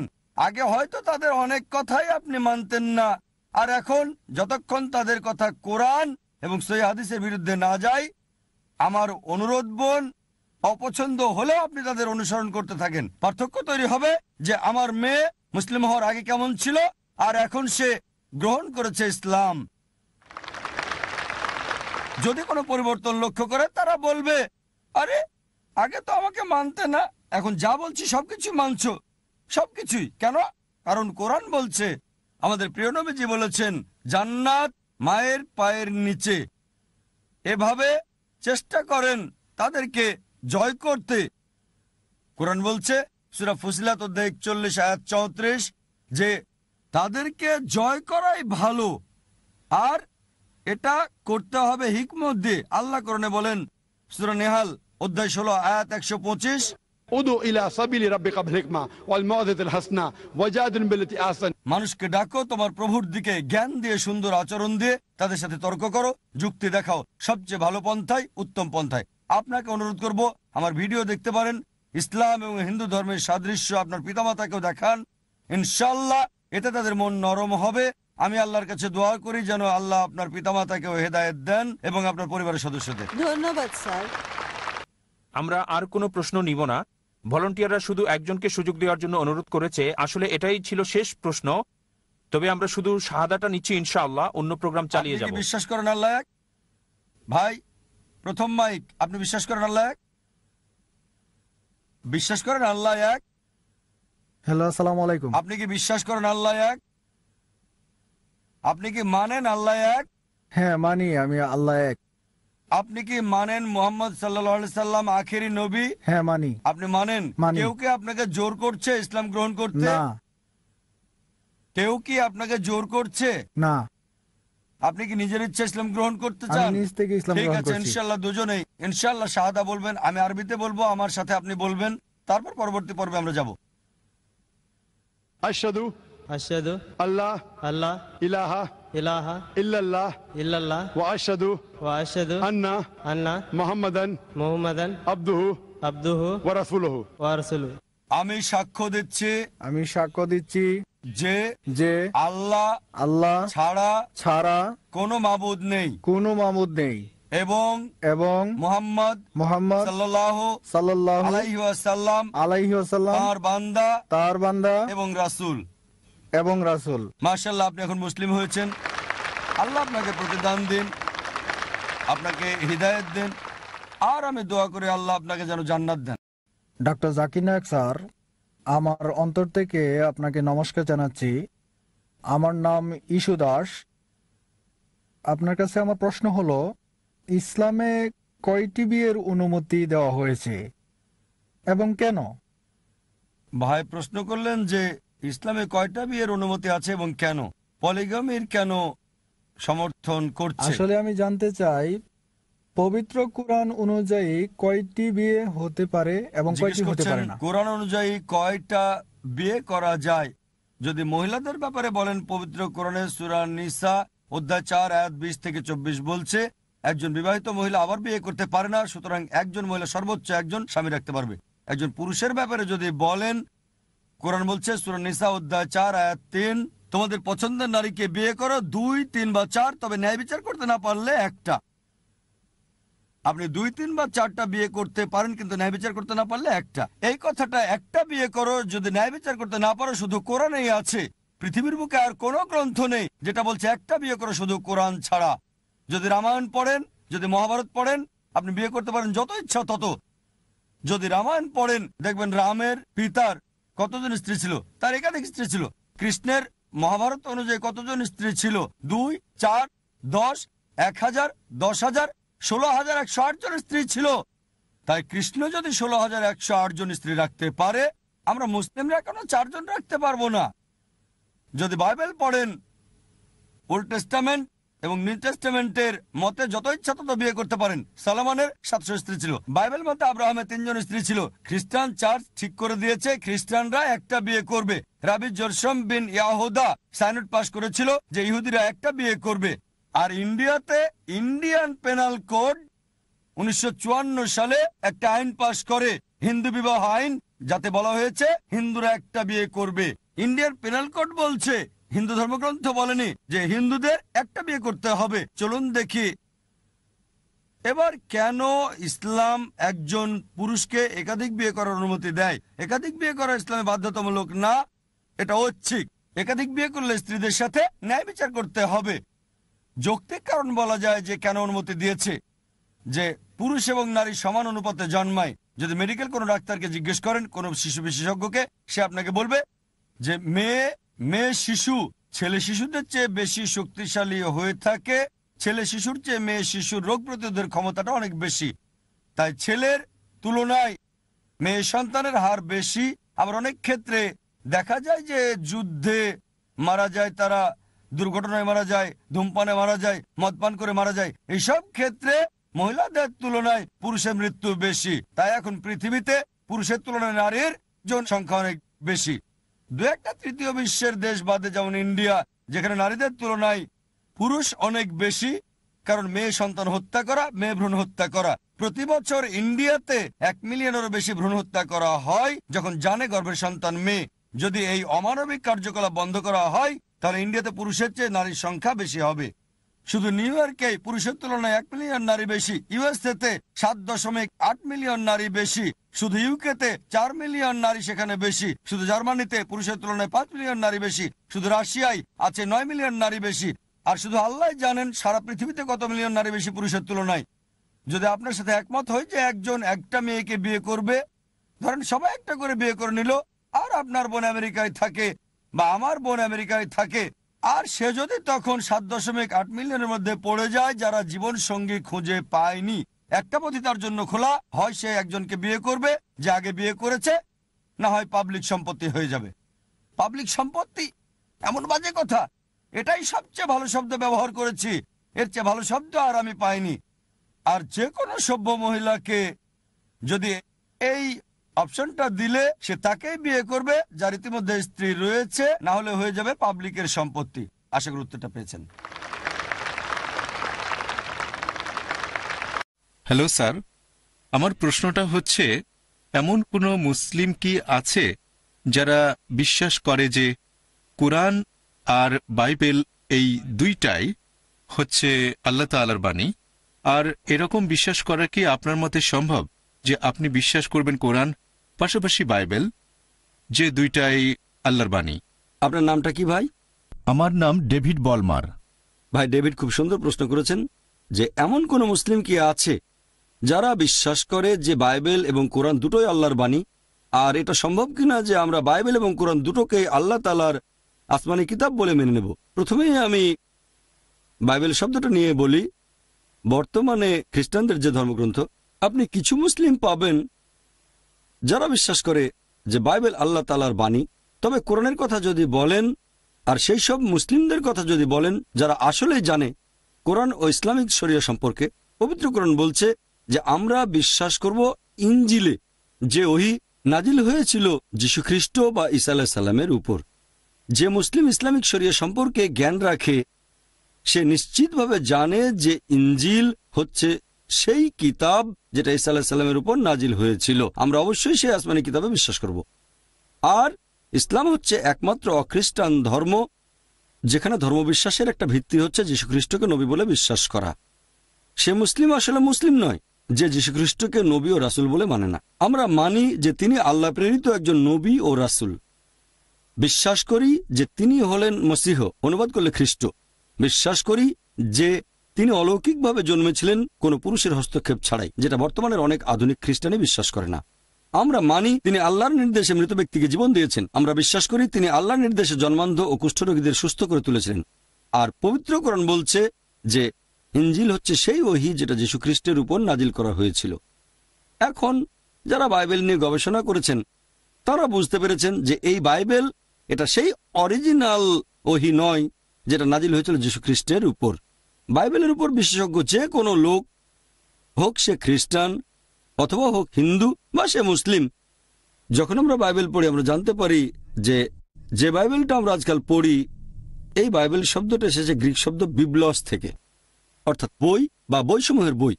আর আপনিও হয়তো জানেন যে বাইবেল হচ্ছে অনেকগুলো বইয়ের সমষ্টি, 66টা। এটা খ্রিস্টানদের মধ্যে প্রোটেস্ট্যান্ট মতাবলম্বীদের কথা অনুযায়ী, আর ক্যাথলিকদের মতে বাইবেল 73টা বই অন্যরাও মানে। তাহলে এই বাইবেল শব্দটা এসেছে গ্রিক শব্দ বিবলস থেকে। আমাদের মুসলিমদের যাদের শরিয়ার উপরে জ্ঞান আছে আমরা বলি যে বাইবেল আল্লাহ তাআলার অরিজিনাল বাণী নয়। বাইবেল নিয়ে যদি গবেষণা করেন তাহলে আপনারা দেখবেন যে সামান্য কিছু অংশ সেগুলো হতে পারে আল্লাহ তাআলার বাণী, কিছু অংশ নবী রাসূলগণের কথা, যীশুখ্রিস্টের মুখের কথা, কিছু অংশ ইতিহাসের কথা, কিছু অংশ আমার বলতে খারাপ লাগছে এমনকি পর্নোগ্রাফিও আছে।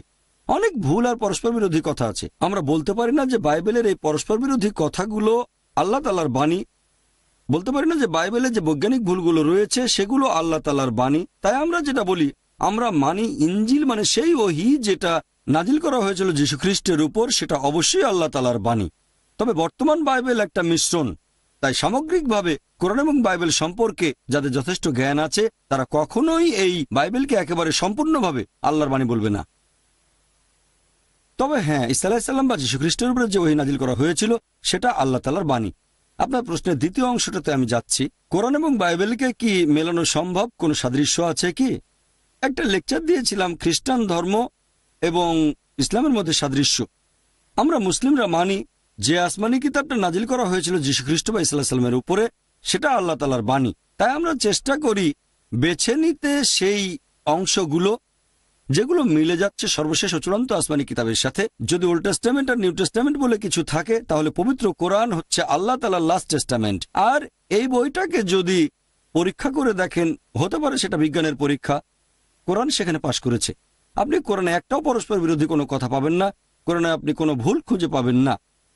যদি আপনি কোরআনকে পরীক্ষা করেন, একই রকম পরীক্ষা করতে পারেন হিন্দু ধর্মগ্রন্থকে বা কোরআনকে অথবা বাইবেলকে, আপনি দেখবেন কোরআন সেই পরীক্ষায় পাশ করবে।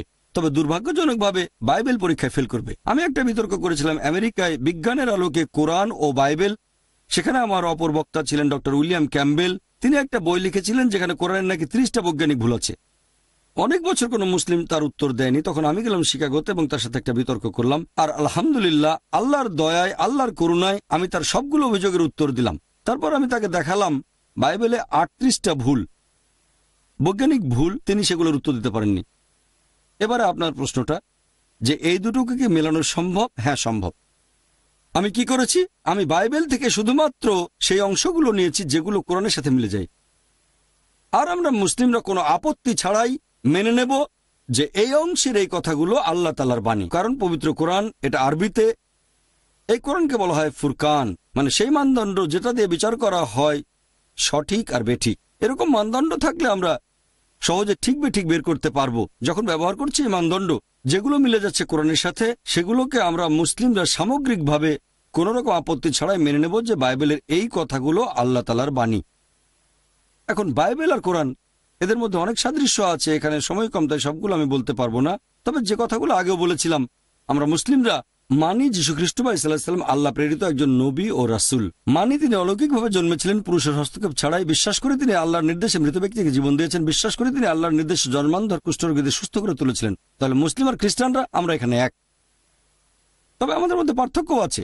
এরকম অনেক খ্রিস্টান আছে যারা বলে যে যীশু খ্রিস্ট নাকি নিজেকে ঈশ্বর বলে দাবি করেছিলেন। তিনি বলেছেন তিনি নাকি ঈশ্বর। সত্যি বলতে আপনারা যদি বাইবেল পড়েন, এরকম একটা স্পষ্ট করে বলা অনুচ্ছেদ খুঁজে পাবেন না, পরিষ্কার করে বলা একটা কথাও পাবেন না গোটা বাইবেলের মধ্যে যেখানে যীশু খ্রিস্ট বা ঈসা আলাইহিস সালাম নিজেই বলেছেন যে আমি ঈশ্বর অথবা তোমরা আমার উপাসনা করো। কথাটা আবারও বলছি, গোটা বাইবেলে একেবারে স্পষ্ট করে বলা, একেবারে পরিষ্কার করে বলা হয়েছে এরকম একটা অনুচ্ছেদ পাবেন না যেখানে যীশু খ্রিস্ট নিজের মুখে বলেছেন যে আমি ঈশ্বর বা তোমরা আমার উপাসনা করো। সত্যি বলতে যদি আপনারা বাইবেল পড়েন, যীশু খ্রিস্ট তার নিজের মুখে বলেছেন। এটা হচ্ছে গসপেল অফ জন অধ্যায় নম্বর 14 অনুচ্ছেদ 28। যীশু খ্রিস্ট নিজের মুখে বলেছেন আমার পিতা আমার চেয়ে মহান। গসপেল অফ জন অধ্যায় 10 অনুচ্ছেদ 29 আমার পিতা সবার চেয়ে মহান।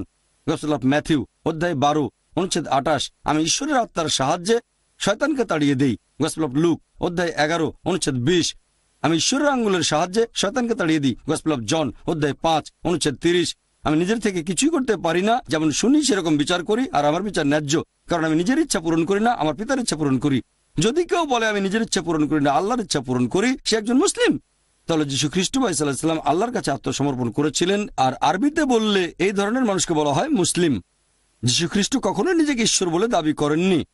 এটা পরিষ্কার বলা হয়েছে বুক অফ অ্যাক্টসে অধ্যায় নম্বর 2 অনুচ্ছেদ 22 হে ইসরায়েলবাসী মন দিয়ে শোনো, নাজারেত শহরের যিশু ঈশ্বর কর্তৃক মনোনীত একজন মানুষ তোমাদের মধ্য থেকে। ঈশ্বর তাকে দিয়ে অনেক অলৌকিক কাজ করিয়ে দেখাবেন আর তোমরা তার সাক্ষী থাকবে। ঈশ্বর কর্তৃক মনোনীত একজন মানুষ তোমাদের মধ্য থেকে, সে অনেক অলৌকিক কাজ করে দেখাবে, ঈশ্বর তাকে দিয়ে করাবেন আর তোমরা তার সাক্ষী থাকবে। তাহলে তিনি ছিলেন একজন মানুষ, তবে সেই মানুষকে আল্লাহ তাআলা পাঠিয়েছেন রাসূল হিসেবে মানব জাতির জন্য। আর আপনারা দেখবেন যে যীশু খ্রিস্ট কখনোই নিজেকে ঈশ্বর বলে দাবি করেননি। তিনি ছিলেন আল্লাহ তাআলার প্রেরিত একজন নবী ও রাসূল। সেজন্য আমরা বলি যে বাইবেল আর কোরআনের মধ্যে অনেক সাদৃশ্য আছে। যেমন ধরেন বাইবেলে বলা হয়েছে পরবর্তীতে একজন রাসূল আসবেন এবং তার নাম হবে মুহাম্মদ সাল্লাল্লাহু আলাইহি সাল্লাম। অনেক জায়গায় ওল্ড টেস্টামেন্ট আছে, নিউ টেস্টামেন্টও আছে।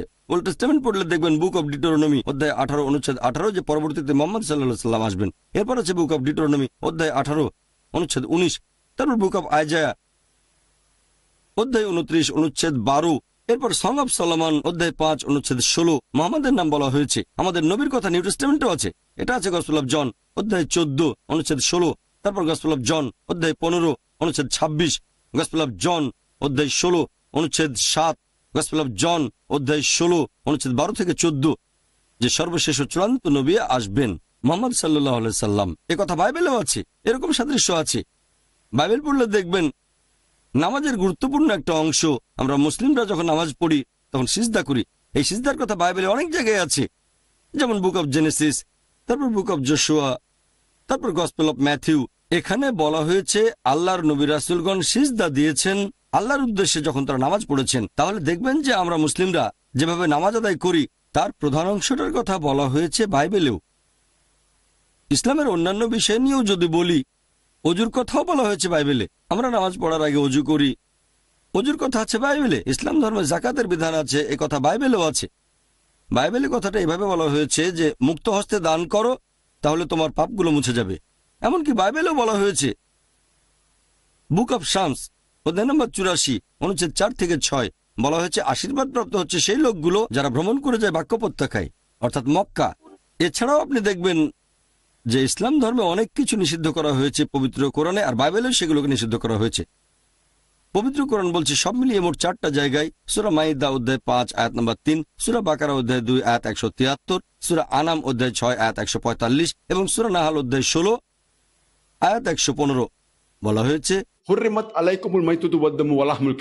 তোমাদের জন্য হারাম খাদ্য হচ্ছে মৃত পশু, রক্ত, তারপর শূকরের মাংস, আর যেসব পশু জবাই করার সময় আল্লাহ তাআলা ব্যতীত অন্য কারো নাম নেওয়া হয়েছে। এখন সবগুলো জিনিসই এগুলো বাইবেলে নিষেধ করা হয়েছে। বাইবেল পড়লে দেখবেন book of Genesis, book of Leviticus, book of Deuteronomy রক্ত নিষেধ করা হয়েছে। বাইবেলে উল্লেখ করা হয়েছে যে শূকরের মাংস নিষিদ্ধ। বুক অব ডিউটেরোনমি অধ্যায় 14 অনুচ্ছেদ 8, তারপর বুক অব আইজায়া অধ্যায় 65 অনুচ্ছেদ 2 থেকে 5। মৃত পশুর মাংসকেও বাইবেলে নিষিদ্ধ করা হয়েছে। বুক অব অ্যাক্টস অধ্যায় নম্বর 15 অনুচ্ছেদ 29, যে খাবারে আল্লাহ তাআলা ব্যতীত অন্য কোনো নাম নেওয়া হয়েছে সেটাকেও বাইবেলে নিষিদ্ধ করা হয়েছে। বুক অব অ্যাক্টস অধ্যায় 15 অনুচ্ছেদ 29। কোরআনে যে জিনিসগুলো নিষিদ্ধ তার অনেক কিছুকে বাইবেলে নিষিদ্ধ করা হয়েছে। এরকম সাদৃশ্যগুলো নিয়ে যদি কথা বলেন আপনারা। তারপর শালীনতা, একজন মুসলিম মহিলার যেভাবে পোশাক পরা উচিত, মাথা ঢেকে রাখতে হবে, পুরো শরীর ঢাকা থাকবে, শুধু মুখমণ্ডল আর হাতের কবজি বাদে ঢিলেঢালা পোশাক পরবে। তারপরে সে বিপরীত লিঙ্গের পোশাক পরবে না। এগুলো হচ্ছে শরিয়ার নিয়ম, আছে পবিত্র কোরআন এবং হাদিসে। একইভাবে বাইবেলে দেখবেন বুক অব ডিউটেরোনমি অধ্যায় 22 অনুচ্ছেদ 5 বলা হয়েছে যে একজন পুরুষ এমন কোনো পোশাক পরবে না যেটা মহিলারা পরে থাকে। একজন মহিলাও পুরুষের মতো পোশাক পরবে না। যারা এই ধরনের কাজ করে তারা সবাই ঘৃণ্য। তার মানে বিপরীত লিঙ্গের পোশাক পরা বাইবেল অনুযায়ী নিষিদ্ধ। এরপর দেখবেন ফার্স্ট তিমোথী অধ্যায় 2 অনুচ্ছেদ 9 বলা হয়েছে যে মহিলারা পোশাক পরবে শালীনতার সাথে এবং নম্রতার সাথে, ভদ্রতার সাথে। তারা খুব দামি স্বর্ণালঙ্কার বা মণিমুক্তা পরবে না। এরপর আরো আছে ফার্স্ট করিন্থিয়ান্স অধ্যায় নম্বর 11 অনুচ্ছেদ 5 থেকে 7, যে মহিলা ঈশ্বরের কাছে প্রার্থনা করে আর মাথা ঢেকে রাখে না সে তার মাথাকে অসম্মান করে। তার মাথার চুল কামিয়ে দাও, মাথার সব চুল কাটা হবে। কোরআন বা হাদিসে এমন কোনো কথা নেই যেটা এত কঠিন শালীনতার ব্যাপারে। পবিত্র কোরআনের কোনো আয়াত বা কোনো হাদিস বলছে না যে কোনো মহিলা মাথা না ঢাকলে তার চুল কামিয়ে দাও, তবে এই কথা বাইবেলে আছে। শালীনতার ব্যাপারে আরেকটা কথা, যদি আপনারা মামেরই কোনো ফটোগ্রাফ দেখেন, আল্লাহ তার উপর সন্তুষ্ট হন। তিনি যেভাবে পোশাক পরেছেন মুসলিম মহিলারা ঠিক সেভাবেই পোশাক পরে। পুরো শরীর ঢাকা থাকবে, শুধু মুখমণ্ডল আর হাতের কবজি বাদে। যদি নানদেরকে দেখেন এভাবে আপনারা দেখবেন যে এরকম অনেক সাদৃশ্য আছে খ্রিস্টানদের বাইবেল আর আমাদের কোরআনের মধ্যে। আমার একটা লেকচার খ্রিস্টান ধর্ম এবং ইসলামের মধ্যে সাদৃশ্য, সেখানে আমি বলেছি খ্রিস্টান বলতে যদি তাদের বোঝায় যারা যীশুখ্রিস্টের নির্দেশগুলো মেনে চলে, তাহলে মুসলিমরা আমরা খ্রিস্টানদের চেয়ে আরো বেশি খ্রিস্টান। কারণ এই কথাগুলো বাইবেলে আছে। বাইবেল বলছে মদ পান করো না। বুক অফ এফিসিয়েন্স অধ্যায় 5 অনুচ্ছেদ 18, বুক অফ প্রভার্বস অধ্যায় 20 অনুচ্ছেদ 1, যে মদ পান করো না। আমরা মুসলিমরা করি না, বেশিরভাগ খ্রিস্টান মদ পান করে।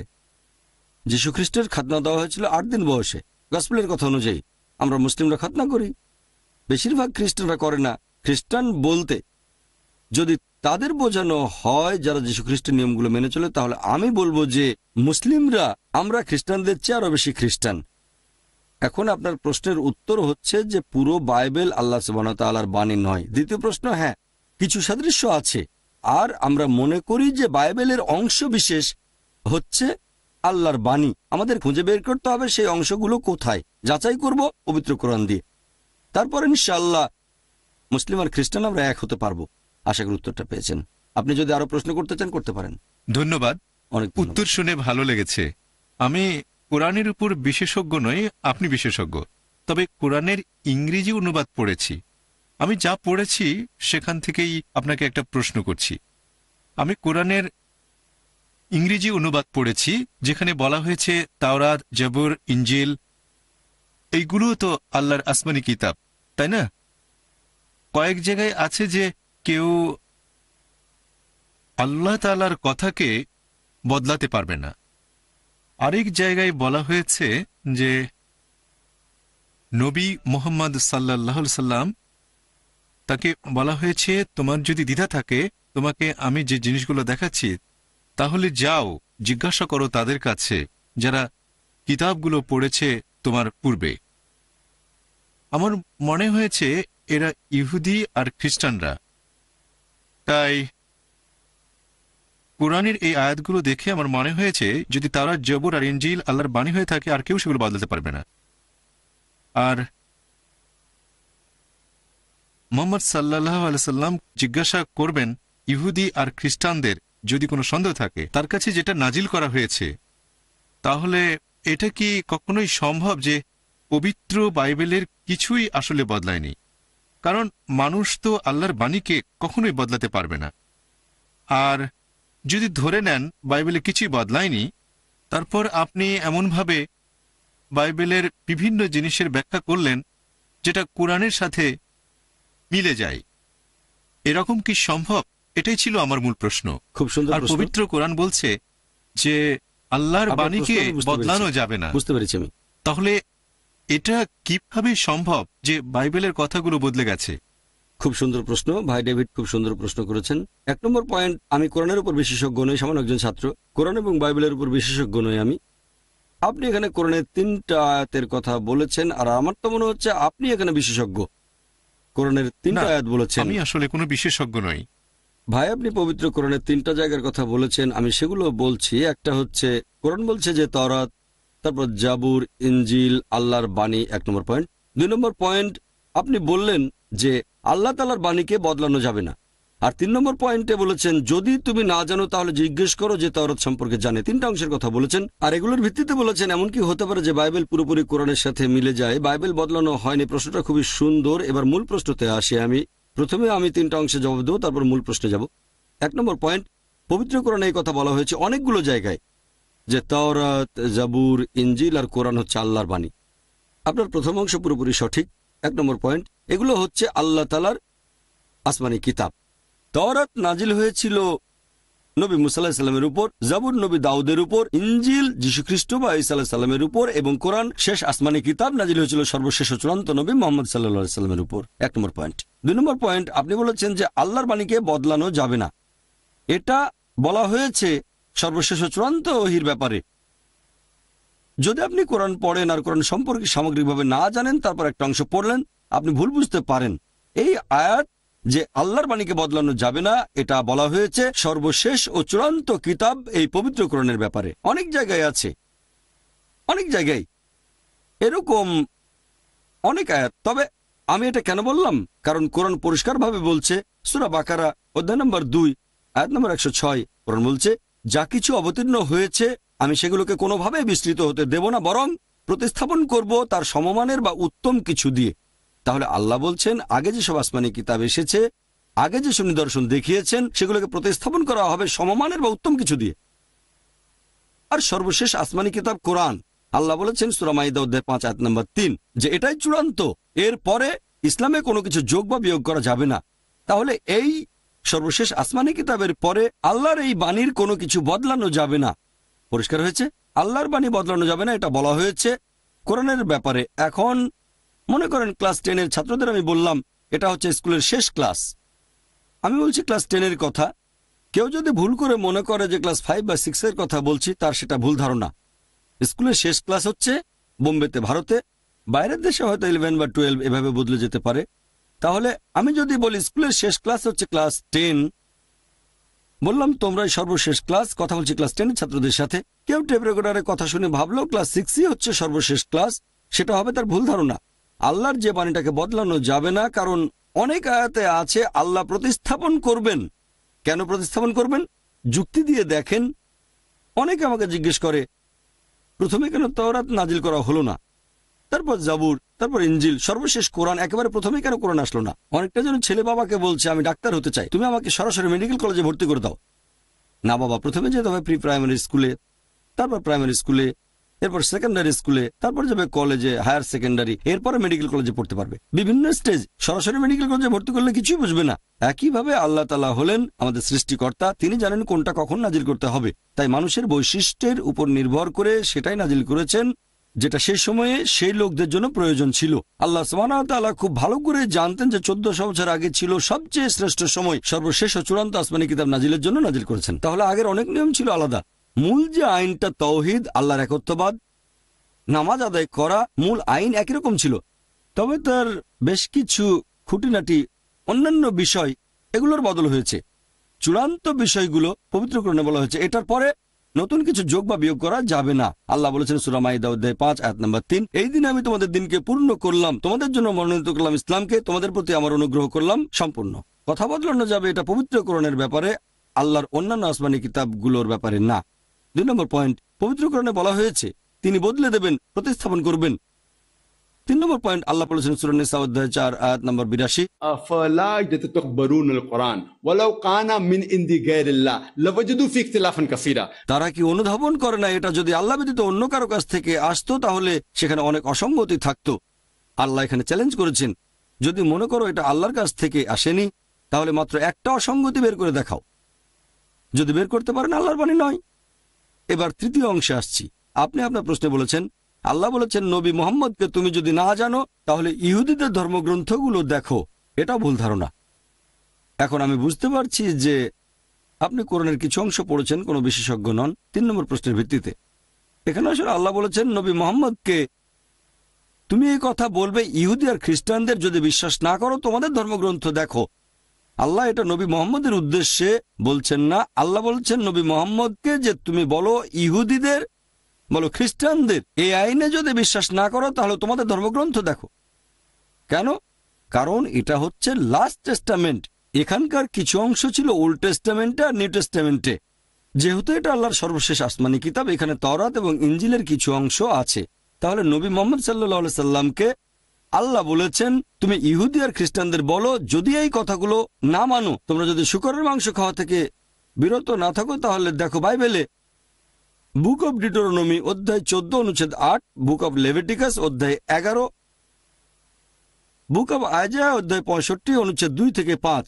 আমি রেফারেন্স দিচ্ছি, এমন না যে এভাবে বলতে হবে। এভাবে বলে আমি আসলে আপনাদের সাহায্য করছি, কারণ গোটা বাইবেল খুঁজতে গেলে 1 ঘন্টাও লাগতে পারে, 2 ঘন্টাও লাগতে পারে, কিন্তু আমি রেফারেন্স দিলে 2 মিনিট লাগবে। যদি আপনি বাইবেলের সূচিপত্র ব্যবহার করতে জানেন, যদি আপনাকে বলি বুক অব ডিটোরনমি অধ্যায় 14 অনুচ্ছেদ 8, যদি না জানেন যে ডিটোরনমি 5ম বই, শেষের ইন্ডেক্সে খুঁজবেন ডি, সেখানে পাবেন পৃষ্ঠা নম্বর, সেখানে যান। ডিটোরনমি পেয়ে গেলে অধ্যায় 14 পাবেন, প্রত্যেক পৃষ্ঠা নম্বর আছে, প্রত্যেক অধ্যায় নম্বর আছে। অনুচ্ছেদ 8-এ যাবেন। যদি এভাবে রেফারেন্স না বলি তাহলে আপনি সূত্র খুঁজবেন, একটু চেষ্টা করলে পেয়ে যাবেন। শুকরের মাংস পোর্ক পি দিয়ে খোঁজেন, পেতে পারেন নাও পেতে পারেন, এটা পরিস্থিতির উপর নির্ভর করবে।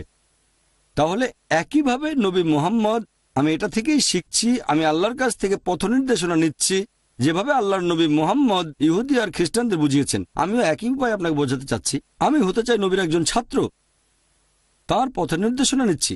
তাহলে একইভাবে নবীও বলেছেন, যেমন ধরেন একইভাবে যীশু খ্রিস্ট বা ঈসা আলাইহিস সালামও এটা বলেছেন। একই কথা, তোমরা যারা কোনো পাপ করনি তারা এই মহিলাকে প্রথম পাথরটা মারো, বলা হয়েছে কিনা? সে সময় যীশু খ্রিস্ট এই কথাটা বলেছিলেন ইহুদিদের উদ্দেশ্যে। মুহাম্মদ একই কথা বলেছেন যে তোমরা নিজেদের ধর্মগ্রন্থ খুলে দেখো, সেখানে আইনটা কি। নবী মুহাম্মদ যেসব কথা বলেছেন ইহুদি আর খ্রিস্টানরা তার অনেক কিছুই মানেনি। নবী বললেন এই কথাগুলো আছে তোমাদের ধর্মগ্রন্থে, তার মানে তিনি আল্লাহ প্রেরিত দূত। এমন না যে তিনি পড়েছেন তাওরাত, এমন না যে পড়েছেন ইঞ্জিল। নবী তো হিব্রু জানতেন না। আর সে সময় বাইবেলের কোনো আরবি ভার্সনও ছিল না, আরবি ভার্সন এসেছে পরবর্তীতে, ঠিক? তাহলে নবী সেই কিতাবগুলো পড়েননি, তিনি ছিলেন নিরক্ষর, ঠিক? যেহেতু তাকে আল্লাহ সুবহানাহু ওয়া তাআলা বলেছিলেন রাসূল বলে, তিনি সরাসরি ওহী পেতেন। তাকে আল্লাহ বলতে বলেছেন, নবী বলেছেন দেখো, তারা তখন সব দেখে বুঝতে পারল। তাহলে আমাদের নবী মুহাম্মদ সে সময় ইহুদি আর খ্রিস্টানদের যেভাবে বুঝিয়েছিলেন, আমিও চেষ্টা করছি এটা ছোট্ট পরিসরে সেখানে পৌঁছানোর। আমি বোঝাতে চাচ্ছি আপনাকে যে ভাই, যদি এই কথাগুলো ভুল মনে হয়, কোরআনকে ভুলে যান। আপনি কোরআনকে বিশ্বাস করেন না, পাশে সরিয়ে রাখেন। তারপর আপনি যদি বাইবেলকে ঈশ্বরের বাণী বলে মনে করেন, তাহলে কি বাইবেল মেনে চলবেন? আপনি বাইবেলকে ঈশ্বরের বাণী বলে মনে করেন, হ্যাঁ বা না? হ্যাঁ, বাইবেল বলছে শুকরের মাংস খেও না, শুকরের মাংস খান। এটা তো পুরনো নিয়ম। উত্তর হতে পারে হ্যাঁ অথবা না, অথবা বাইবেলে এরকম কিছু বলেনি। আমাকে একটু বলতে দেন। শিওর, বলেন আপনি। আমার জানা মতে নবী মুহাম্মদ এর জীবদ্দশাতেই সেখানে কিছু জিনিস একটা সময় পর্যন্ত সেগুলো হালাল ছিল, তারপর সেটাকে হারাম করা হয়েছে, অথবা যেটা হারাম ছিল সেটাকে হালাল করা হয়েছে। এরকম তো অনেক সময় হয়েছে। তাই খ্রিস্টানরা, আমরা বিশ্বাস করি যে ইসরায়েলের লোকদের জন্য, ইহুদিদের জন্য যখন আল্লাহ প্রেরণ করেছিলেন মুসা নবীকে, আমরা বিশ্বাস করি তাদের জন্য শুকুর হারাম ছিল, আর সেজন্যই এই কথাটা তাওরাতে আছে। ভাই, কোনো একটা প্রতিষ্ঠানে আপনাকে যদি কোনো নির্দেশ দেওয়া হয়, আপনি দেখবেন নির্দেশটা দিচ্ছে কে। উচ্চ কর্তৃপক্ষের নির্দেশটা থাকবে সবার উপরে। যেমন ধরেন ক্লাসে টিচার ছাত্রদের কিছু নির্দেশ দিলেন, প্রিন্সিপাল সে নির্দেশটা বদলে দিলেন, তার সে ক্ষমতা আছে। তবে প্রিন্সিপালের নির্দেশকে বদলানোর ক্ষমতা টিচারের নেই। তাহলে প্রত্যেকটা ধর্মে উচ্চ কর্তৃপক্ষের কথায় নিয়ম বদলাতে পারে, নিম্ন কর্তৃপক্ষ নয়। পবিত্র কোরআন পড়লে দেখবেন সেখানে বলা হয়েছে যেগুলো নিষিদ্ধ করা হয়েছিল ইহুদিদের জন্য কোরআনে আছে। যেমন ধরেন ষাঁড়ের চর্বি, ইহুদিদের জন্য হারাম ছিল, তোমাদের জন্য হালাল। কে বলেছেন? সর্বোচ্চ কর্তৃপক্ষ আল্লাহ। আমি জানি আপনি বাইবেলের কোন জায়গার কথা বলছেন। সেন্ট পিটার একটা স্বপ্ন দেখলেন, কি আমি ঠিক বলেছি? সেন্ট পিটার, হ্যাঁ পিটার। ঠিক বলেছেন। পিটার একটা স্বপ্ন দেখলেন যে তিনি খাবারের টেবিলে আর শুকরের মাংস খাচ্ছেন। এটা ছিল স্বপ্নের একটা ঘটনা। যীশুখ্রিস্টের যে কোনো শিষ্য, এমনকি যদি সেন্ট পলও হয়, যিনি ছিলেন যীশুখ্রিস্টের স্বঘোষিত একজন শিষ্য, তারা কিন্তু কেউ যীশুখ্রিস্টের উপরে নন। যীশুখ্রিস্ট তার নিজের মুখেই বলেছেন, গসপেল অফ ম্যাথিউ অধ্যায় নম্বর 5 অনুচ্ছেদ 17 থেকে 20, মনে করো না আমি আগের নবীগণের আইন বাতিল করতে এসেছি। আমি বাতিল করতে আসিনি, সম্পূর্ণ করতে এসেছি। যতদিন আকাশমণ্ডলী আর পৃথিবী থাকবে, একটা ক্ষুদ্র কোনো আইনের ফাঁক গলে যেতে পারবে না, সবই পূরণ করা হবে। তোমাদের মধ্যে যে এই আইনগুলোর সামান্য কিছু অংশ লঙ্ঘন করবে, সামান্য ক্ষুদ্রাতি ক্ষুদ্র যে আইনগুলোর সামান্য কিছু লঙ্ঘন করবে আর অন্যদের তা শেখাবে, সে স্বর্গের রাজ্যে প্রবেশ করতে পারবে না। আর যে আইনগুলো মেনে চলবে, অন্যদেরও শেখাবে, সে স্বর্গের রাজ্যে প্রবেশ করবে। যদি না তোমাদের ন্যায়নিষ্ঠতা লেখক আর ফরিসীদের ন্যায়নিষ্ঠতার চেয়ে বেশি হয়, তাহলে তোমরা কোনোভাবেই স্বর্গের রাজ্যে প্রবেশ করতে পারবে না। তাহলে যীশুখ্রিস্ট তার নিজের মুখেই বলেছেন, আগের নবীদের আইন বাতিল করতে আসিনি, সম্পূর্ণ করতে এসেছি। একটা ক্ষুদ্র কণাও আইনের ভাগ গলে যেতে পারবে না, সবই পূরণ করা হবে। তোমাদের মধ্যে যদি কেউ একটা আইন ভাঙে, একেবারে ক্ষুদ্রাতি ক্ষুদ্র, সে স্বর্গের রাজ্যে প্রবেশ করতে পারবে না। এই কথাগুলো এভাবে পাবেন রেড লেটার বাইবেলে। রেড লেটার বাইবেলে আপনি আশা করি চেনেন। রেড লেটার বাইবেলের নাম শুনেছেন? মাশাআল্লাহ, ভালো, আলহামদুলিল্লাহ, খুব ভালো। আল্লাহ আপনাকে রহমত করুন। রেড লেটার বাইবেল হচ্ছে সেই বাইবেল, যারা জানেন না তাদের বলছি, এখানে লাল অক্ষরে সেই কথাগুলো লেখা আছে যেগুলো যীশুখ্রিস্ট তার নিজের মুখে বলেছেন। কারণ বাইবেলের সব কথাই যীশুখ্রিস্টের নিজের মুখের কথা নয়। পবিত্র কোরআনে যা আছে তার সবকিছুই 100% ক্ষুদ্রাতি ক্ষুদ্র কণাও মানুষের লেখা নয়, আল্লাহর ওহী। আর রেড লেটার বাইবেলে যে কথাগুলো ঈশ্বরের বাণী নিউজ পেপারে ছাপালে, সেটা হবে মাত্র একটা পৃষ্ঠা, খুব বেশি হলে 2টা কলাম, সামান্য পার্সেন্টেজ। এগুলো আছে নিউ টেস্টামেন্টে, ওল্ড টেস্টামেন্টে কিছু নেই। আর নিউ টেস্টামেন্টেও প্রধানত গসপেলগুলোতে আছে। এবারে সামান্য কিছু আছে অ্যাক্টসে, সামান্য। আপনারাও বুঝতে পারবেন এটা গোটা বাইবেলের খুব সামান্য একটা পার্সেন্টেজ। আর এই লাল অক্ষরের কথাগুলোই যীশুখ্রিস্টের নিজের মুখের কথা। কালো অক্ষর লাল অক্ষরের নিয়মকে বদলাতে পারে না, কারণ লাল অক্ষরগুলো যীশুখ্রিস্টের মুখের কথা, কালো অক্ষরগুলো বলেছেন অন্য কেউ, হয়তো যিশুর শিষ্য অথবা ঐতিহাসিক অথবা XYZ বা অন্য যে কোনো কেউ। কালো অক্ষর কখনোই লাল অক্ষরের নিয়ম বদলাতে পারবে না। কেন? লাল অক্ষরগুলো যীশুখ্রিস্টের নিজের কথা। যদি না মনে করেন যে পল, পিটার, থমাস এরা যীশুখ্রিস্টের উপরে না। আমাদের ইসলাম ধর্মেও আমরা এক আল্লাহকে বিশ্বাস করি, নবী মোহাম্মদ সাল্লাল্লাহু আলাইহি সাল্লামকে বিশ্বাস করি, তারপর রয়েছেন নবীর সাহাবাগণ, আপনাদের অ্যাপোস্টল, আমাদের সাহাবাগণ। যীশুখ্রিস্টের বেশ কিছু শিষ্য ছিলেন, নবী মোহাম্মদ সাল্লাল্লাহু আলাইহি সাল্লামেরও কিছু সহচর ছিলেন, তবে সাহাবা উপরে নন। যদি আমাকে দেখান একজন সাহাবী নবী মোহাম্মদের বিপক্ষে বলেছেন, সে কথাটা ফেলে দেন। নবী মোহাম্মদ 1 নম্বরে মানুষের মধ্যে, আল্লাহর পরে নবী মোহাম্মদ 1 নম্বর, তারপর রয়েছেন সাহাবাগণ। এরকম বিভিন্ন স্তর আছে। কোন সাহাবীর কথা আমাদের নবীর কোন নিয়মকে বদলাতে পারবে না, কখনো না। প্রত্যেকটা ধর্মেই বিভিন্ন স্তর থাকে। আল্লাহর বাণীকে কোন নবী বা রাসূল বদলাতে পারবেন না। কোন সাহাবীর কথা নবীর বলা কোনো নিয়মকে বদলাতে পারবে না।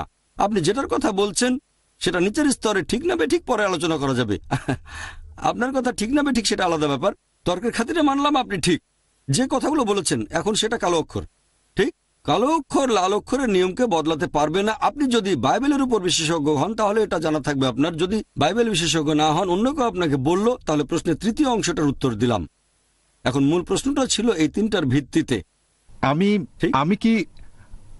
আমাকে কিছু বলতে দিন। আপনাকে আরো সময় দেব, আগে উত্তরটা শেষ করি। প্রথমে উত্তরটা দেই, তারপর বলবেন কোনো সমস্যা নেই। অন্য দর্শকদের চেয়ে আপনাকে বেশি সুযোগ দেবো। আপনি আমাদের অতিথি ভাই, আপনি অতিথি, আপনার সাথে কথা বলতে ভালো লাগবে। প্রথমে আপনার উত্তরটা দেই।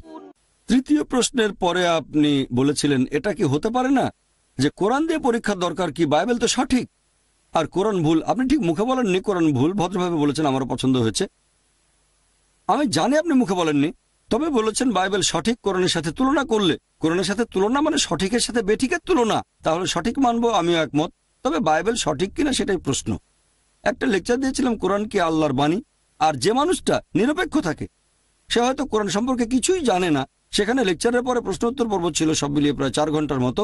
একজন নিরপেক্ষ লোক সেটা দেখলেই বুঝবেন। আমি যুক্তি দিয়ে প্রমাণ করেছি, যুক্তি বুদ্ধি আর বিজ্ঞান দিয়ে, যে কোরআন আসলে আল্লাহর বাণী। আরো একটা লেকচার, বাইবেল কি আল্লাহর বাণী, এখানে একই যুক্তি খাটিয়েছি। বাইবেলে অনেক পরস্পর বিরোধী কথা আছে, আমি বলতে চাচ্ছি না। একটা আর্টিকেলের কথা অনুযায়ী 50,000-এর বেশি ভুল, আমি সে কথা বলছি না। আমিও এই ব্যাপারে একটা আর্টিকেল পড়েছিলাম। আপনি কোনটা পড়েছেন আমি জানি না। আমি মুসলিমদের সব বইকে সঠিক বলে মনে করি না। যদি সেটা হয় কোরআন, তাহলে আমি মানব, পাশে দাঁড়িয়ে থাকব। অন্য কোনো বইয়ের ব্যাপারে মানতে পারি, নাও মানতে পারি, হয়তো কিছু অংশ মানবো, কিছু অংশ মানবো না। প্রথমে সর্বোচ্চ কর্তৃপক্ষ, 1 নম্বরে কোরআন। আমি বই লিখলাম, এই কোরআন সেই বইয়ের চেয়ে উপরে। 1 নম্বরে কোরআন, তারপরে আছে আমাদের নবীর সহিহ হাদিস। এবার আপনার প্রশ্নে আসি। যদি সাধারণ যুক্তি ব্যবহার করেন বিজ্ঞান, তাহলে দেখব বাইবেলে অনেক বৈজ্ঞানিক ভুল আছে। আমি এখানে কয়েকটার কথা বলছি, সময় কম তাই বিস্তারিত বলতে পারছি না। যেমন ধরেন, বাইবেলে বলা হয়েছে গসপেল অফ ম্যাথিউ অধ্যায় নম্বর 4 অনুচ্ছেদ 8 যে পৃথিবী সমতল। তারপর আছে বুক অফ জেনেসিস অধ্যায় নম্বর 1 অনুচ্ছেদ 16 থেকে 19, সেখানে বিশ্বজগৎ সৃষ্টির কথা বলা হয়েছে যে প্রথমে আলো ছিল না, ঈশ্বর আলো স্থাপন করলেন প্রথম, দ্বিতীয়, তৃতীয় দিন। এরপর বলা হয়েছে যে চতুর্থ দিনে সর্বশক্তিমান ঈশ্বর সৃষ্টি করলেন সূর্য আর নক্ষত্র। কিন্তু আলো সৃষ্টি হয়েছে প্রথম দিনে। এটা অযৌক্তিক যে আলোর উৎস সৃষ্টি হয়েছে পরে আর আলো এসেছে আগে। যদি আমি বলি একটা বাল্ব বানিয়েছি, সুইচ অন করলাম, তারপর আলো জ্বলল, কিন্তু যদি বলি আলো এসেছে প্রথম দিনে, দিনের প্রথম দিকে, আর বাল্ব জ্বালানো হয়েছে চতুর্থ দিনে, লোকে ভাববে আমি বিজ্ঞান সম্পর্কে জানি না। এছাড়াও বলা হয়েছে পৃথিবী সৃষ্টি করা হয়েছিল তৃতীয় দিনে আর গাছপালা, কিন্তু সূর্য সৃষ্টি হয়েছে চতুর্থ দিনে। এখন পৃথিবী সূর্যের একটা অংশ, বিজ্ঞান বলছে ঠিক একটা অংশ তৃতীয় দিনে আর সূর্য এসেছে পরে, এটা অবৈজ্ঞানিক। এছাড়াও বাইবেলে দেখবেন বুক অব জেনেসিসে অধ্যায় নম্বর 1 অনুচ্ছেদ 16 থেকে 19 বলা হয়েছে সর্বশক্তিমান ঈশ্বর দুটো আলো সৃষ্টি করলেন। বড় আলো সূর্য দিনকে শাসন করবে, আর ছোট যে আলোটা চাঁদ রাতকে শাসন করবে। আর অরিজিনাল ভাষাতে যেভাবে বর্ণনা করা হয়েছে মনে হবে এটা চাঁদের নিজস্ব আলো। পবিত্র কোরআন বলছে সূরা ফুরকান অধ্যায় 25 আয়াত নম্বর 61 যে সূর্যের আলো তার নিজস্ব আলো আর চাঁদের আলো হচ্ছে প্রতিফলিত আলো। যখন বিজ্ঞানীরা পড়েন পবিত্র কোরআন আর বাইবেল, তারা কোরআনের সাথে একমত হবেন, বাইবেলের সাথে নয়। চাঁদের আলো তার নিজস্ব আলো নয়। আগেকার দিনে কয়েকশো বছর আগে মানুষ মনে করত চাঁদের আলো তার নিজস্ব আলো। এখন আমরা জানি চাঁদের আলো তার নিজস্ব আলো নয়, এটা প্রতিফলিত আলো। এভাবে আমরা একের পর এক অনেক ভুল বের করতে পারি। এরকম কয়েকশো বৈজ্ঞানিক ভুল আছে। ওই বিতর্কের সময়টা কম ছিল আর এখানে সময়টা আরো কম। বাইবেলের 38টা বৈজ্ঞানিক ভুলের কথা বলেছিলাম ডক্টর উইলিয়াম ক্যাম্বেলকে, আমার দেখা সবচেয়ে সেরা খ্রিস্টান বক্তা বিজ্ঞান আর বাইবেলের উপর। ঠিক, তিনিও একজন মেডিকেল ডাক্তার, তারপর পিএইচডি। তিনি খুব বিখ্যাত লোক বা বিখ্যাত ছিলেন। আর সেই সময় অনেক আমেরিকানকে দেখেছি যখন তারা কোনো মুসলিমকে ফাঁদে ফেলতে চায় তখন এই বইটা দেখায়, দেখো কোরআনে কত বৈজ্ঞানিক ভুল আছে, বাইবেলে কোনো বৈজ্ঞানিক ভুল নেই। যে মানুষগুলো এই ব্যাপারটা সম্পর্কে জানে না হয়তো শুনে মুগ্ধ হবে অথবা উত্তর দিতে পারবে না। তাই আমি এখান থেকে গেলাম শিকাগোতে, আমেরিকার শিকাগোতে, সেখানে একটা বিতর্ক করলাম আলহামদুলিল্লাহ, আর আল্লাহর দয়ায় সেখানে আমি সফল হয়েছিলাম। সেটা আপনি দেখতে পারবেন ইনশাল্লাহ। এই বিতর্কের একটা ভিডিও সিডি আপনাকে দেওয়া হবে। এছাড়াও খ্রিস্টান ও ইসলাম সাদৃশ্য, সেজন্য আমি বলবো যে এটা কি সম্ভব, এটা কি হতে পারে বাইবেল বদলায়নি? হ্যাঁ, অবশ্যই হতে পারে, তবে এই বাইবেল না। আপনি বুঝতে পারবেন যখন দেখবেন যে বাইবেলের মধ্যে অনেক গাণিতিক ভুল আছে। যোগ করে দেখবেন বাইবেলে ভুল আছে। গাণিতিক ভুল মানে একই কথা বলা হয়েছে দুই জায়গায়, কিন্তু সংখ্যা আলাদা, পরস্পর বিরোধী। এখানে 2000, ওখানে 3000, অনেক ভুল, একটা না, অনেক কিছু সংশোধন করা যায়। আমি জানি যদি 10,000 ভুল বের করা হয় হয়তো 50% বা 80% সংশোধন করা যাবে, তবে কয়েকশো ভুল কিছু করা যাবে না। আমি সেগুলো পড়েছি। কয়েকশো ভুল আপনি সব ধরনের যুক্তি খাটালেও হবে না। আমি সেগুলোকে যাচাই করে দেখেছি। মাশাআল্লাহ, আমি অনেক দেশে গেছি, কথা বলেছি যারা বিশেষজ্ঞ। আমি বিশেষজ্ঞ নই, সামান্য ছাত্র। এখন এই অংশগুলোকে সংশোধন করা যাবে না। অনেক বৈজ্ঞানিক ভুল, তারপর ঐতিহাসিক ভুল। আমরা যদি আল্লাহর দেওয়া এই মাথাটা ব্যবহার করি আর যাচাই করে দেখি তাহলে এটা মানতে পারবো না যে বাইবেল আল্লাহর বাণী। যদি কোরআনকে যাচাই করি তাহলে মানবো। এজন্য আপনি দেখবেন আমার ক্যাসেট ইনশাল্লাহ। এবার চাইলে আপনি আবার প্রশ্ন করতে পারেন। কয়েকটা জিনিস পরিষ্কার করতে চাচ্ছি। আমি আপনার সাথে বিতর্ক করতে চাচ্ছি না। করতে পারেন, কোনো সমস্যা নেই। আমি করতে পারবো না কারণ আপনি অনেক জানেন। আমি কোনো বিতর্ক করতে চাচ্ছি না। আমি আসলে চাচ্ছি শিখতে। আমার ধারণা এখানে সবাই এসেছেন জানতে আল্লাহ সম্পর্কে। তাহলে আমি আপনার কাছ থেকে শিখলাম বা আপনি আমার কাছ থেকে শিখলেন, সেটাই ভালো। আর আমি আপনাদের সবার উদ্দেশ্যেই বলছি, ব্যক্তিগতভাবে আমি শুকরির মাংস খাই না শ্রদ্ধা দেখানোর জন্য। তবে আমার মনে হয় লাল অক্ষরে হয়তো কারণটা বলা আছে। পবিত্র বাইবেলে যে এখানকার খ্রিস্টানরা কেন এটা করছে। কারণটা হয়তো শুধুই কালো অক্ষর না। আর ঈসা আলাইহিস সালামও এই কথাও বলেছেন, মানুষ মুখে যে খাবার গ্রহণ করে সেটা তার আত্মাকে দূষিত করতে পারে না, তবে আমাদের মনের মধ্যে পাপে ভরা যে চিন্তাগুলো আসে সেগুলো আমাদের আত্মাকে দূষিত করে। আর যেহেতু হজরত ঈসা আলাইহিস সালাম এই কথাগুলো বলেছেন, আমরা খ্রিস্টানরা মনে করি তিনি সব খাবারকে হালাল করেছেন। তোমরা যে খাবার খাও সেটা তোমাদের আত্মাকে দূষিত করতে পারে না। তাহলে আপনি এটার সাথে একমত নাকি যে বাইবেলের লাল অক্ষরে কারণটা বলা হয়েছে যে খ্রিস্টানরা কেন এটা মনে করে যে মুসা নবীর সময়ে আল্লাহ শুকুরের মাংস নিষিদ্ধ করেছিলেন আর পরবর্তীতে হজরত ঈসা আলাইহিস সালাম সেটাকে করে দিলেন হালাল তার অনুসারীদের জন্য? তাহলে আমি বলি, আমি আপনার সঙ্গে একমত। আপনি বিতর্ক করতে চাচ্ছেন না, আমিও বিতর্ক করতে চাচ্ছি না, শিখতে চাচ্ছি। যদি আমাকে বোঝাতে পারেন যে আমি ভুল কোনো কথা বলেছি, তাহলে আমি নিজেকে তখনই শুধরে নেব। যদি বুঝতে পারি সেটাই সত্যি, তাহলে মেনে নেব। একটা উদাহরণ দিচ্ছি। ধরেন ভুল করে বললাম 2 + 2 = 5। না ভাই, 2 + 2 = 5 না, 4 হবে। আমাকে প্রমাণ করে দেখালেন, ধন্যবাদ ভাই। বলবো জাযাকাল্লাহ, আল্লাহ আপনাকে পুরস্কার দিন, আমরা সেটা মেনে নেব।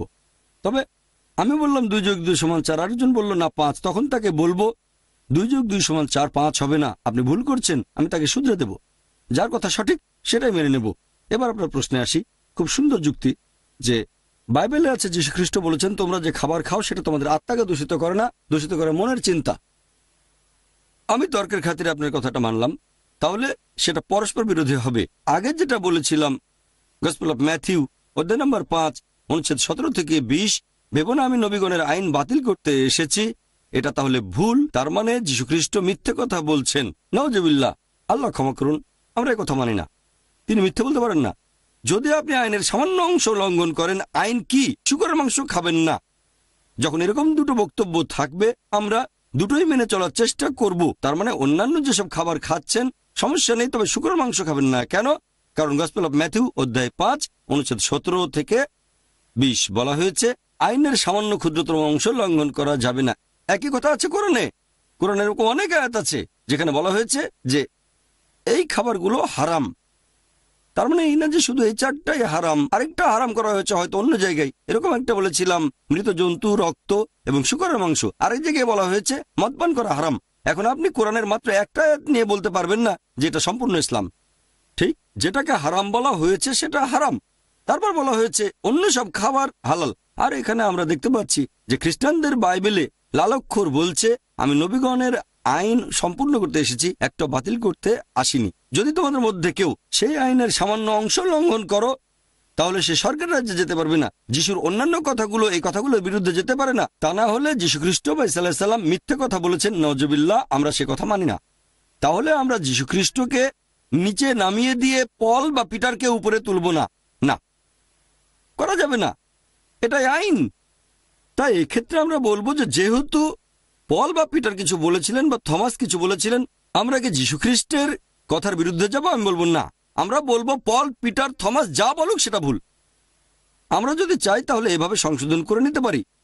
যদি এই কথাটা সেখানে না থাকতো, গসপেল অফ ম্যাথিউ অধ্যায় 5 অনুচ্ছেদ 17 থেকে 20, যদি এটা না থাকতো যে সামান্য আইনও ভেঙো না, হয়তো একেবারে শিওর না, হয়তো তখনও বিরুদ্ধে যুক্তি দেখাতে পারতাম। এখানে সময় কম, তাই প্রথমেই দিলাম টেক্কা।